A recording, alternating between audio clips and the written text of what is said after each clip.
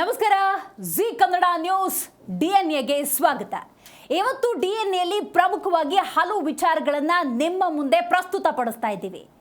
Daily news ಅನಾಲಿಸಿಸ್ನ ಮೊದಲ ಸುದ್ದಿ ವಿಶ್ವದಾದ್ಯಂತ ಸಂಚಲನವನ್ನು ಗೊಂದಲವನ್ನು ಸೃಷ್ಟಿ ಮಾಡಿರುವಂತಹ ಇರಾನ್ ಮತ್ತು ಅಮೆರಿಕಾದ ಯುದ್ಧದ ಬಗ್ಗೆ ಡೀಟೇಲ್ ಆಗಿ ಮಾತಾಡಬೇಕಾಗತ್ತೆ. ಹೌದು, ಜಾಗತಿಕ ಮಟ್ಟದಲ್ಲಿ ಬಹಳಷ್ಟು ಸಮಸ್ಯೆಯನ್ನು ಇದು ತಂದೊಡ್ಡಿದೆ. ಇನ್ನು ಡಿಎನ್ಎಲ್ಲಿ ಪ್ರಮುಖವಾಗಿ ಮತ್ತೊಂದು ವಿಚಾರವನ್ನು ನಾವು ಪ್ರಸ್ತಾಪ ಮಾಡಲೇಬೇಕು. ಇರಾನ್ ಮತ್ತು ಅಮೆರಿಕ ನಡುವಿನ ಯುದ್ಧದಲ್ಲಿ ಪಾಕಿಸ್ತಾನ ಏನು ಮಾಡ್ತಾ ಇದೆ? ಯಾಕಂದರೆ ಈ ಯುದ್ಧದ ಸಂದರ್ಭದಲ್ಲಿ ಇದೇ ಪಾಕಿಸ್ತಾನ ಹಿಂದೆ ಯುದ್ಧವನ್ನು ನಿಲ್ಲಿಸುವ ಸಲುವಾಗಿ ಮಧ್ಯಸ್ಥಿಕೆಯನ್ನು ವಹಿಸಿತ್ತು. ಆ ಮಧ್ಯಸ್ಥಿಕೆಗೆ ಈಗ ಬ್ರೋಕರೇಜ್ ಪ್ರೈಸನ್ನು ಫಿಕ್ಸ್ ಮಾಡಿದೆ. ಹಾಗಾಗಿ ಆ ಅಮೌಂಟ್ ಏನು, ಯಾವ ರೀತಿಯ ಮಾತುಕತೆ ನಡೀತಾ ಇದೆ ಅನ್ನೋದನ್ನು ನಾವು ನೋಡಬೇಕಾಗತ್ತೆ. ಇನ್ನು ಡಿಎನ್ಎಯ ಮತ್ತೊಂದು ಇಂಪಾರ್ಟೆಂಟ್ ಸೆನ್ಸೇಷನಲ್ ಸುದ್ದಿ ಏನು ಅಂತ ನೋಡೋದಾದರೆ, ಕ್ಸಿ ಜಿನ್ಪಿಂಗ್ ಪುಟಿನ್ ಒಂದು ರಣತಂತ್ರವನ್ನು ಹೆಣೀತಿದ್ದಾರೆ ಅಂತ ಹೇಳಲಾಗ್ತಾ ಇದೆ.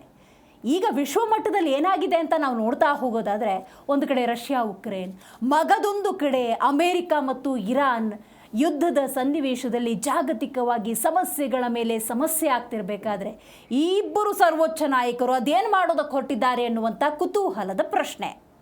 ಇನ್ನು ಡಿಎನ್ಎಲ್ಲಿ ಮತ್ತೊಂದು ಇಂಪಾರ್ಟೆಂಟ್ ಮೇಜರ್ ಡೆವಲಪ್ಮೆಂಟನ್ನು ನಿಮ್ಮ ಮುಂದೆ ಇಡ್ತಿದ್ದೀವಿ. ದೇಶದ ವಿಚಾರ ಇದು, ದೇಶದ ವಿದ್ಯಾರ್ಥಿಗಳ ವಿಚಾರ ಇದು, ದೇಶದ ಭವಿಷ್ಯದ ವಿಚಾರ ಇದು. ಹೌದು, ನೀಟ್ ಪ್ರಶ್ನೆ ಪತ್ರಿಕೆ ಸೋರಿಕೆಗೆ ಸಂಬಂಧಪಟ್ಟಂತೆ ದೇಶದಾದ್ಯಂತ ಆಕ್ರೋಶ ಅನ್ನೋದು ಭುಗಿಲೆದ್ದಿದೆ. ನೀಟ್ ಹೋರಾಟ ಈಗ ಯಾವ ಹಂತಕ್ಕೆ ಬಂದು ನಿಂತ್ಕೊಂಡಿದೆ?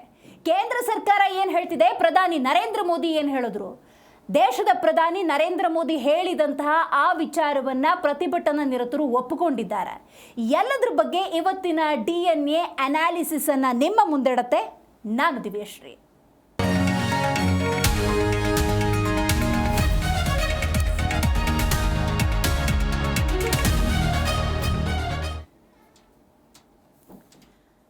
ನಮ್ಮ ಡಿಎನ್ಎಲ್ಲಿ ಬಹಳ ಪ್ರಮುಖವಾಗಿ ಮಧ್ಯಪ್ರಾಚ್ಯದ ಯುದ್ಧದ ಬಗ್ಗೆ ನಾವು ಮಾತಾಡ್ತಾ ಇದ್ದೀವಿ. ಹೌದು, ನೀವು ಗಮನಿಸ್ತಾ ಇದ್ದೀರಿ ಸದ್ಯ ಯಾವ ರೀತಿಯ ಒಂದು ಪರಿಸ್ಥಿತಿ ಇದೆ ಅಂತ ಹೇಳಿ. ಅಮೆರಿಕ ಮತ್ತು ಇರಾನ್ ನಡುವಿನ ಯುದ್ಧದ ಸನ್ನಿವೇಶ ಜಾಗತಿಕ ಮಟ್ಟದಲ್ಲಿ ಬಹಳಷ್ಟು ಸಮಸ್ಯೆಯನ್ನು ತಂದೊಡ್ಡಿದೆ. ಅದರ ಬಗ್ಗೆ ನಾವು ನೋಡ್ತಾ ಹೋಗೋದಾದರೆ, ಮೊದಲನೇದಾಗಿ ತೈಲದ ಉತ್ಪನ್ನ ಮತ್ತು ಬೆಲೆ ಬಗ್ಗೆ ಮಾತಾಡಲೇಬೇಕು. ಯಾಕಂದರೆ ಪರಿಸ್ಥಿತಿ ಹಾಗಿದೆ. ಈಗಾಗಲೇ ಆಗಿರುವಂತಹ ಯುದ್ಧದ ಪರಿಣಾಮವನ್ನು ಎಲ್ಲ ರಾಷ್ಟ್ರಗಳು ಎದುರಿಸ್ತಾ ಇದ್ದಾವೆ. ಫೆಬ್ರವರಿ 28ಕ್ಕೆ ಆರಂಭ ಆಯಿತು ಯುದ್ಧ. ಮಧ್ಯದಲ್ಲಿ ಒಂದು ಮಧ್ಯಂತರ ಬಿಡುವಿನ ರೀತಿ ಬಿಡುವನ್ನು ಪಡ್ಕೊಳ್ತು. ಈಗ ಮತ್ತೆ ಯುದ್ಧ ಸನ್ನದ್ಧವಾಗಿದೆ. ನಾ ಬಿಡೆ ನೀ ಕೊಡೆ ಅನ್ನುವಂಥ ಸನ್ನಿವೇಶದಲ್ಲಿ ರಕ್ತ ಹರಿಯುತ್ತೆ ಅನ್ನುವಂಥ ಸಂದೇಶವನ್ನು ಕೊಡ್ತಾ ಇದ್ದಾರೆ. ಅಮೆರಿಕ ಅಧ್ಯಕ್ಷ ಒಂದು ಕಡೆ ಡೊನಾಲ್ಡ್ ಟ್ರಂಪ್, ನೀವು ಗಮನಿಸ್ತಾ ಇದ್ದೀರಿ, ಕಾರ್ ದ್ವೀಪವನ್ನು ವಶಪಡಿಸ್ಕೊಳ್ಳೋದಕ್ಕೆ ತಮ್ಮದೇ ಆದಂಥ ರಣತಂತ್ರವನ್ನು ಹೆಣಿತಾ ಇದ್ದಾರೆ. ನೀವು ಕಾರ್ಗಿಗೆ ಬನ್ನಿ, ಮಸಣಕ್ಕೆ ಸೇರಿ ಅಂತ ಇರಾನ್ ಹೇಳ್ತಾ ಇದೆ. ಆದರೆ ಈ ಯುದ್ಧ ಹಿಂಗೆ ಮುಂದುವರೆದ್ರೆ ಏನೆಲ್ಲ ಸಮಸ್ಯೆಗಳಾಗುತ್ತೆ, ಇದನ್ನು ಡೀಟೇಲ್ ಆಗಿ ಇವತ್ತಿನ ಡಿಎನ್ಎಲ್ಲಿ ಮೊದಲ ಸ್ಟೋರಿಯಾಗಿ ನೋಡೋಣ. ಅಫ್ಕೋರ್ಸ್ ಈ ಯುದ್ಧ ಹೇಗೆ ನಡೀತಾ ಇದೆ ಅನ್ನುವಂಥ ಮಾಹಿತಿ, ಇರಾನ್ ಮೇಲೆ ಮತ್ತೆ USA ಮಾಡಿರುವಂಥ ದಾಳಿಯ ಸಂಪೂರ್ಣ ಮಾಹಿತಿಯನ್ನು ನಿಮ್ಮ ಮುಂದೆ ನಾವು ಇಡ್ತಾ ಇದ್ದೀವಿ. ಹೌದು, ಕಾರ್ಗ ದ್ವೀಪ ವಶಪಡಿಸ್ಕೊಳ್ಳೋದಿರ್ಬೋದು, ಹಾರ್ಮುಜ್ ಮೇಲೆ ಹಿಡಿತವನ್ನು ಸಾಧಿಸೋದಿರ್ಬೋದು, ಹೀಗೆ ಹಲವಾರು ವಿಚಾರಗಳಲ್ಲಿ ಅಮೇರಿಕ ತನ್ನ ಆಧಿಪತ್ಯವನ್ನು ಸಾಧಿಸೋದಕ್ಕೆ ಮುಂದಾಗ್ತಾನೇ ಇದೆ. ಹಾಗಂತ ಇರಾನ್ ಸುಮ್ಮನೆ ಕೂತಿಲ್ಲ. ಸುಮ್ಮನೆ ಕೂರುವಂಥ ರಾಷ್ಟ್ರ ಕೂಡ ಇರಾನ್ ಅಲ್ಲವೇ ಅಲ್ಲ. ಹಾಗಾಗಿ ನೀವು ಬನ್ನಿ, ಎಲ್ಲ ಕಾಲಿಡಿ, ಮಸಣಕ್ಕೆ ಸೇರಿ ಅನ್ನುವಂಥ ಸ್ಪಷ್ಟ ಸಂದೇಶ ರವಾನೆ ಮಾಡಿದೆ. ವಿಶ್ವದ 20%ಕ್ಕೂ ಹೆಚ್ಚು ಕಚ್ಚಾ ತೈಲ ರಫ್ತಾಗುವಂಥ ಹಾರ್ಮುಜ್ ಜಲಸಂಧಿಯಲ್ಲಿ ಈಗ ಹಡಗುಗಳ ಸಂಚಾರ ಒಂದು ಕಡೆ ಸ್ತಬ್ಧವಾಗಿದೆ. ಅದಕ್ಕೆ ಸಂಬಂಧಪಟ್ಟಂತಹ ಮಾಹಿತಿಯನ್ನು ಕೂಡ ನೋಡ್ತಾ ಹೋಗೋಣ.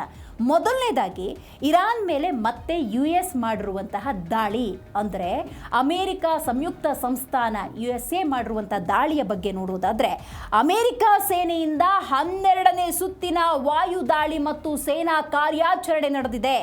ಇರಾನ್ ಮೇಲೆ ಮತ್ತೆ ಅಮೆರಿಕಾದಿಂದ ಆಗಿರುವಂತಹ ಭೀಕರ ದಾಳಿ ಇದು, ವಾಯು ದಾಳಿ ಇದು. ಮಧ್ಯಪ್ರಾಚ್ಯದಲ್ಲಿ ಯುದ್ಧದ ಭೀತಿ ಮತ್ತಷ್ಟು ಉಲ್ಬಣಗೊಂಡಿದೆ.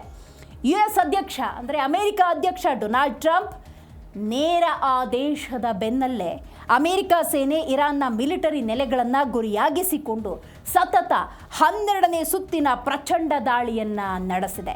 ಅಮೆರಿಕಕ್ಕೊಂದು ಸೊಕ್ಕಿದೆ, ಅಮೆರಿಕಕ್ಕೊಂದು ಅಹಂಕಾರ ಇದೆ, ಅಮೆರಿಕಕ್ಕೆ ತನ್ನದೇ ಆದಂಥ ದರ್ಪ ಇದೆ. ಅದೇನು ಅಂತ ಹೇಳಿದ್ರೆ ಅಮೆರಿಕದ ಸೇನಾ ಸಾಮರ್ಥ್ಯ. ಹೌದು, ವಾಯು, ನೌಕಾ, ಅಥವಾ ಭೂಸೇನೆ ಅಂದಾಗ ತಮ್ಮದೇ ಆದಂಥ ಛಾಪು ಮೂಡಿಸಿರುವಂಥ ಅಮೇರಿಕ ಅದೆಂಥದ್ದೇ ಯುದ್ಧ ಆದರೂ ಕೂಡ ಅದನ್ನು ಮುಗಿಸ್ಬಿಡ್ತೀವಿ ಅನ್ನುವಂತಹ ಒಂದು ದರ್ಪದಲ್ಲಿದೆ. ಸೊ ಆ ನಿಟ್ಟಿನಲ್ಲಿ ನಾವು ನೋಡ್ತಾ ಹೋಗೋದಾದರೆ ಅಮೇರಿಕ ಮತ್ತು ಇರಾನ್ನ ಯುದ್ಧ ಹಿಂಗೇನೆ ಮುಂದುವರಿತಾ ಇದೆ. ಇನ್ನು ಮುಂದುವರೆದ ಭಾಗ ಅಂತ ನಾವು ನೋಡ್ತಾ ಹೋಗೋದಾದರೆ ಪಶ್ಚಿಮ ಇರಾನ್ನ ಆ್ಯಂಡಿ ಮೆಷ್ಕ್, ಆಹ್ವಾಜ್, ರಾಮ್ಶೀರ್ ಹಾಗೂ ಶಾಲಂಚೆ ಗಡಿಭಾಗಗಳ ಮೇಲೆ US ಪಡೆಯಿಂದ ಕ್ಷಿಪಣಿಗಳ ಮಳೆಯೇ ಹರಿದಿದೆ. ನೋಡಿದ್ರಲ್ಲ ಯಾವ ಥರ ದಾಳಿ ಆಗ್ತಿದೆ ಅನ್ನೋದನ್ನು. ಈ ಭೀಕರ ದಾಳಿಯಲ್ಲಿ ಕನಿಷ್ಠ 3 ಸಾವಿಗೀಡಾಗಿದ್ದಾರೆ ಅನ್ನುವಂಥ ಮಾಹಿತಿ ಕೂಡ ಇದೆ.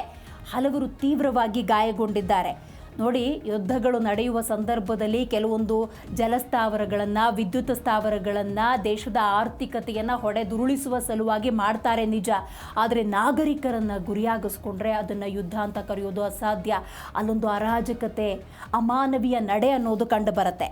ನೋಡಿ, ಅಮೇರಿಕ ಈ ದಾಳಿಯನ್ನು ನಡೆಸಿದ್ದಾದರೂ ಯಾಕೆ ಅಂತ ನೋಡೋದಾದರೆ, ಹಾರ್ಮುಜ್ ಜಲಸಂಧಿಯಲ್ಲಿ ವಾಣಿಜ್ಯ ಮತ್ತು ನಾಗರಿಕ ಹಡಗುಗಳಿಗೆ ಇರಾನ್ ಒಡ್ತಾ ಇದ್ದಂತಹ ಸರಣಿ ಬೆದರಿಕೆಯನ್ನು ಹದ್ದುಬಸ್ತಿನಲ್ಲಿಡೋದಕ್ಕೆ ಈ ಒಂದು ಪ್ಲ್ಯಾನನ್ನು ಅಮೇರಿಕ ಮಾಡಿದೆ ಅಂತ ಹೇಳಿದ್ರೆ ತಪ್ಪಾಗೋದಿಲ್ಲ. ಯಾಕಂದರೆ ಇರಾನ್ ಹಾರ್ಮುಜ್ ಜಲಸಂಧಿಗೆ ಸಂಬಂಧಪಟ್ಟಂತೆ ತನ್ನದೇ ಆದಂತಹ ಒಂದು ಪಾರುಪತ್ಯವನ್ನು ಹೊಂದಿದೆ. ಹಾರ್ಮುಜ್ ನನ್ನದು ಅನ್ನುವಂತಹ ಯೋಚನೆ ಇದೆ. ಹಾಗಾಗಿ ಆ ಕಂಟ್ರೋಲನ್ನು ತಪ್ಪಿಸ್ಕೊಳ್ಳೋದಕ್ಕೆ ನೀವು ಗಮನಿಸ್ತಾ ಇದ್ದೀರಿ, ರಾಮ್ಶ್ ಇರ್ಬೋದು, ಶಾಲಂಚೆ ಇರ್ಬೋದು, ಆಹ್ವಾಜ್ ಇರ್ಬೋದು, ಆಂಡ್ಮೇಸ್ ಇರ್ಬೋದು, ಹೀಗೆ ಹಲವು ಪ್ರದೇಶಗಳನ್ನು ಗುರಿಯಾಗಿಸ್ಕೊಂಡಿದೆ. ಸದ್ಯಕ್ಕೆ ಬಂದಿರುವಂತಹ ಮಾಹಿತಿಯ ಪ್ರಕಾರ 3 ಸಾವಿಗೀಡಾಗಿದ್ದಾರೆ, ಹಲವರು ಗಂಭೀರವಾಗಿ ಗಾಯಗೊಂಡಿದ್ದಾರೆ. ಆದರೆ ಅಮೇರಿಕ ಮುಂದೆ ಯಾವ ರೀತಿಯ ನಿಲುವುಗಳನ್ನು ತೆಗೆದುಕೊಳ್ಳುತ್ತೆ, ಮುಂದೆ ಯಾವ ರೀತಿಯ ನಿರ್ಧಾರಗಳನ್ನು ತೆಗೆದುಕೊಂಡು ಇದು ಜಾಗತಿಕ ಮಟ್ಟದಲ್ಲಿ ಸಮಸ್ಯೆಯನ್ನು ತಂದೊಡ್ಡುತ್ತೆ ಅನ್ನೋದನ್ನು ಕೂಡ ನಾವು ಗಮನಿಸಬೇಕಾಗತ್ತೆ. ನೋಡಿ, ಈ ಬೃಹತ್ ಕಾರ್ಯಾಚರಣೆಯನ್ನು ನಡೆಸಿರೋ ಬಗ್ಗೆ ಸ್ವತಃ US ಕಮಾಂಡ್ ದೃಢಪಡಿಸಿದೆ. ಡೊನಾಲ್ಡ್ ಟ್ರಂಪ್ ಅವರ ಈ ವಾರ್ ಕ್ರೈಮ್ನಿಂದಾಗಿ ಅಮೇರಿಕ ಮತ್ತು ಇರಾನ್ ನಡುವಿನ ಸಮರ ಏನಿದೆ ಅಪಾಯಕಾರಿ ಹಂತ ತಲುಪಿದೆ ಅಂತ ಹೇಳಿದ್ರೆ ನಿಜಕ್ಕೂ ತಪ್ಪಾಗೋದಿಲ್ಲ.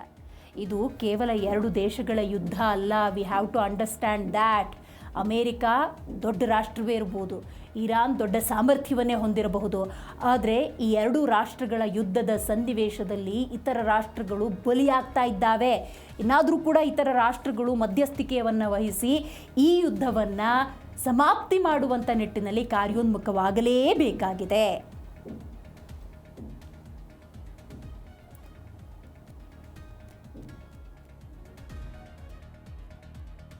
ಇನ್ನು ಬಹಳ ಮುಖ್ಯವಾಗಿ ಅಮೇರಿಕ ಇಲ್ಲಿ ಯಾವ ರೀತಿ ನಿಲುವನ್ನು ತೆಗೆದುಕೊಂಡಿದೆ, ಅಮೇರಿಕ ಯಾವ ರೀತಿ ಯುದ್ಧಕ್ಕೆ ಸನ್ನದ್ಧವಾಗಿದೆ, ಯಾವ ರೀತಿ ಆದೇಶಗಳನ್ನು ಕೊಡ್ತಾ ಇದೆ ಅನ್ನೋದು ಕೂಡ ಬಹಳ ಮುಖ್ಯ ಆಗುತ್ತೆ.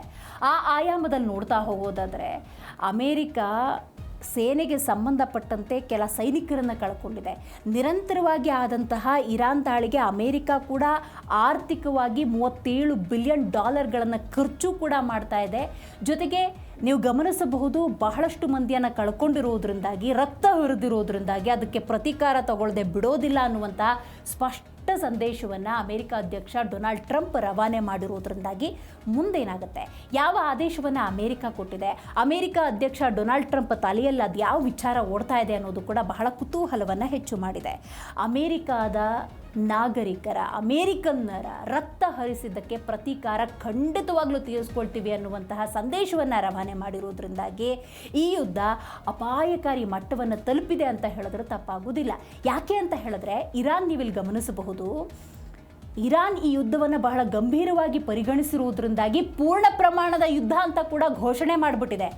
ಇದು ಹೇಗಾಗಿತ್ತು ಅಂದರೆ, ಆರಂಭದಲ್ಲಿ ಅಮೇರಿಕ, ಇಸ್ರೇಲ್, ಇರಾನ್ ನಡುವಿನ ಯುದ್ಧ ಒಂದು ವೆರಿ ಸೂನ್ ಸಮಾಪ್ತಿ ಆಗಬಹುದು ಅನ್ನುವಂಥ ಸನ್ನಿವೇಶ ಇತ್ತು. ಈಗ ಇಸ್ರೇಲ್ ಸಬ್ಜೆಕ್ಟಲ್ಲಿ ಇಲ್ಲ ಅಂದರೂ ಕೂಡ ಅಮೇರಿಕ ಮತ್ತು ಇರಾನ್ ಈಗ ಸರ್ವಸನ್ನದ್ಧವಾಗಿ ಪೂರ್ಣ ಪ್ರಮಾಣದ ಯುದ್ಧ ಮಾಡ್ತಿದ್ದಾವೆ.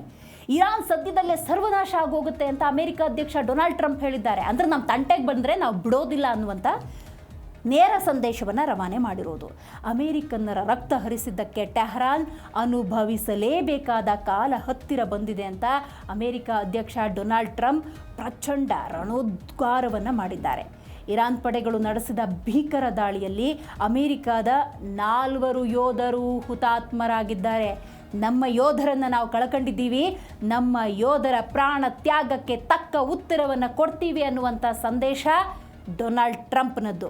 ಇನ್ನು ನಮ್ಮ ಯೋಧರ ಪ್ರತಿಯೊಂದು ಹನಿ ರಕ್ತಕ್ಕೂ ಇರಾನ್ ಅತಿ ದೊಡ್ಡ ಬೆಲೆಯನ್ನು ತೆರಬೇಕಾಗುತ್ತೆ ಅಂತ ಗುಡುಗಿದ್ದಾರೆ.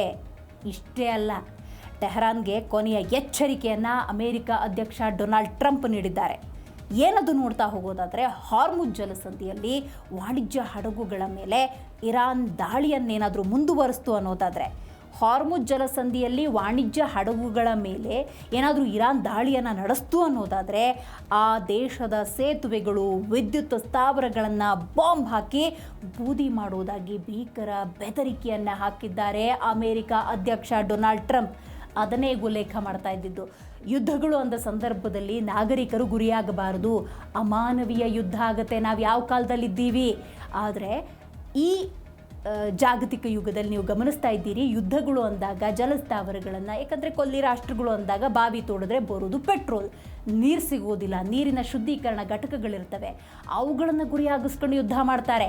ಇನ್ನು ಪೆಟ್ರೋಲ್ ಅಂದಾಗ ತೈಲ ಉತ್ಪನ್ನ ಆರ್ಥಿಕತೆಯ ಕೇಂದ್ರ ಬಿಂದುಗಳಾಗಿರ್ತವೆ, ಅವುಗಳನ್ನು ಗುರಿಯಾಗಿಸ್ಕೊಂಡು ಯುದ್ಧಗಳಾಗ್ತವೆ. ನೀವೇನಾದರೂ ಈ ರೀತಿ ಹಾರ್ಮುಜ್ ಮೇಲೆ ಕಂಟ್ರೋಲ್ ತಗೊಳಕ್ಕೆ ಹೋದರೆ I know what to do ಅನ್ನುವಂಥ ಸಂದೇಶವನ್ನು ಈಗ ಅಮೆರಿಕ ಅಧ್ಯಕ್ಷ ಡೊನಾಲ್ಡ್ ಟ್ರಂಪ್ ನೀಡಿದ್ದಾರೆ. ಆ ದೇಶ ಈಗ ಒಪ್ಪಂದ ಮಾಡಿಕೊಳ್ಳಲು ಹಾತೊರಿತಾ ಇದೆ. ಆ ದೇಶ ಅಂದರೆ ಯಾವುದು? ಇರಾನ್ ಈಗ ಮಾತುಕತೆಗೆ ಮುಂದೆ ಬಂದಿದೆ. ಆದರೆ ಇರಾನ್ ತನ್ನ ಚಾಳಿಯನ್ನು ತಕ್ಷಣಕ್ಕೆ ನಿಲ್ಲಿಸದೆ ಹೋದರೆ ಆ ರಾಷ್ಟ್ರ ನಿತ್ಯ ನರಕವನ್ನು ನೋಡುತ್ತೆ ಅಂತ ಡೊನಾಲ್ಡ್ ಟ್ರಂಪ್ ವಾರ್ನ್ ಮಾಡಿದ್ದಾರೆ. ಟ್ರಂಪ್ ಅವರ ಈ ವಾರ್ ಕ್ರೈಮ್ ಮತ್ತು ಮೂಲ ಸೌಕರ್ಯ ಧ್ವಂಸದ ಬೆದರಿಕೆಯಿಂದಾಗಿ ಇಡೀ ಮಧ್ಯಪ್ರಾಚ್ಯದಲ್ಲಿ ಮತ್ತೊಂದು ಮಹಾಯುದ್ಧದ ಭೀತಿ ಎದುರಾಗಿದೆ. ಇನ್ನು ಇರಾನ್ ಹಾಗಾದರೆ ಈ ಸಂದರ್ಭದಲ್ಲಿ ಯಾವ ಸಂದೇಶವನ್ನು ರವಾನೆ ಮಾಡುತ್ತೆ? ಈಗ ಅಮೆರಿಕ ಅಧ್ಯಕ್ಷ ಡೊನಾಲ್ಡ್ ಟ್ರಂಪ್ ಏನಂದರು? ಆ ದೇಶ ಅಂದರೆ ಇರಾನ್ ದೇಶ ಒಪ್ಪಂದವನ್ನು ಮಾಡಿಕೊಳ್ಳೋದಕ್ಕೆ ಹಾತೊರಿತಾ ಇದೆ ಅಂತ ಹೇಳಿದ್ರು. ಹಾಗಾದರೆ ಇರಾನ್ ಆ ಯೋಚನೆಯಲ್ಲಿದೆಯಾ? ಇರಾನ್ ಯಾವ ರೀತಿ ತಿರುಗೇಟನ್ನು ಕೊಟ್ಟಿದೆ? ಇದು ಕೂಡ ಅಷ್ಟೇ ಮುಖ್ಯ ಆಗುತ್ತೆ. ಕಣ್ಣಿಗೆ ಕಣ್ಣು ಇರಾನ್ ಕೊಟ್ಟಿರುವಂತಹ ಸ್ಪಷ್ಟ ಸಂದೇಶ ಇದು. ಅಮೆರಿಕ ಮತ್ತು ಇರಾನ್ ನಡುವಿನ ಯುದ್ಧ ನಿನ್ನೆ ಮೊನ್ನೆ ಆರಂಭ ಆಗಿದ್ದಿಲ್ಲ. ಬಹಳಷ್ಟು ಆರ್ಥಿಕ ನಷ್ಟವನ್ನು ಎರಡೂ ರಾಷ್ಟ್ರಗಳು ಅನುಭವಿಸಿದ್ದಾವೆ. ಇಂತಹ ಸಂದರ್ಭದಲ್ಲಿ ಅಮೆರಿಕ ಇರ್ಬೋದು, ಇರಾನ್ ಇರ್ಬೋದು, ತೆಗೆದುಕೊಳ್ಳುವಂಥ ಪ್ರತಿ ಹೆಜ್ಜೆ, ಪ್ರತಿಯೊಂದು ನಿರ್ಧಾರ ಕೂಡ ಅಷ್ಟೇ ಮುಖ್ಯ ಆಗುತ್ತೆ. ನಮ್ಮ ಒಂದೇ ಒಂದು ಸೇತುವೆ ಅಥವಾ ತೈಲ ಉತ್ಪನ್ನದ ಆಗರಗಳು ಅಥವಾ ಕೇಂದ್ರಗಳು, ಜಲ ಸ್ಥಾವರಗಳು, ಇವುಗಳನ್ನಾದರೂ ಟಚ್ ಮಾಡಿದ್ರೆ ನಮಗೂ ಕೂಡ ಯಾವ ರೀತಿ ಉತ್ತರವನ್ನು ಕೊಡಬೇಕು ಗೊತ್ತು ಅನ್ನುವಂತಹ ಸ್ಪಷ್ಟ ಸಂದೇಶವನ್ನು ಇರಾನ್ ರವಾನೆ ಮಾಡಿದೆ. ಅದರ ಅರ್ಥ ಏನು ಅಂದರೆ, ಕಣ್ಣಿಗೆ ಕಣ್ಣು, an I for an I ಅನ್ನುವಂಥ ಸಂದೇಶ. ಅಮೆರಿಕದ ಬಾಂಬ್ ಬೆದರಿಕೆಗೆ ಇರಾನ್ನಿಂದ ಭೀಕರ ತಿರುಗೇಟು. ಅಂದರೆ ಮುಟ್ಟಿದರೆ ತಡ್ತೀನಿ ಅಂತ ಆ ಸಂದೇಶವನ್ನು ಕೊಡ್ತಾ ಇದೆ ಇರಾನ್. ಪಶ್ಚಿಮ ಏಷ್ಯಾದಲ್ಲಿ ಯುದ್ಧದ ಕಾವು ಈಗ ಅಪಾಯಕಾರಿ ಹಂತಕ್ಕೆ ಬಂದು ತಲುಪಿದೆ. ಡೊನಾಲ್ಡ್ ಟ್ರಂಪ್ ಎಚ್ಚರಿಕೆಗೆ ಇರಾನ್ ವಿದೇಶಾಂಗ ಸಚಿವ ಸೈಯದ್ ಅಬ್ಬಾಸ್ ಅರಾಕ್ಚಿ ತೀವ್ರವಾಗಿ ಪ್ರತ್ಯುತ್ತರವನ್ನು ಕೊಟ್ಟಿದ್ದಾರೆ. ಇರಾನ್ನ ರಕ್ಷಣಾ ನೀತಿ ಅತ್ಯಂತ ಸ್ಪಷ್ಟವಾಗಿದೆ. ಅದುವೇ an I for an I, ಕಣ್ಣಿಗೆ ಕಣ್ಣು. ಈ ಸಿದ್ಧಾಂತವನ್ನು ನಾವು ಅನುಸರಿಸ್ತಾ ಇದ್ದೀವಿ ಅಂತ ಇರಾನ್ ಕೂಡ ನೇರ ತಿರುಗೇಟನ್ನು ಕೊಟ್ಟಿದ್ದಾರೆ. ಬಟ್ ಡೊನಾಲ್ಡ್ ಟ್ರಂಪ್ ಗಳಿಗೆಗೊಂದು, ಗಂಟೆಗೊಂದು, ವಾರಕ್ಕೊಂದು ಸಂದೇಶವನ್ನು ಅಥವಾ ಏನು ಹೇಳಿಕೆಯನ್ನು ಕೊಡ್ತಾರೆ ಅದು ಗೊಂದಲವನ್ನು ಸೃಷ್ಟಿ ಮಾಡುತ್ತೆ.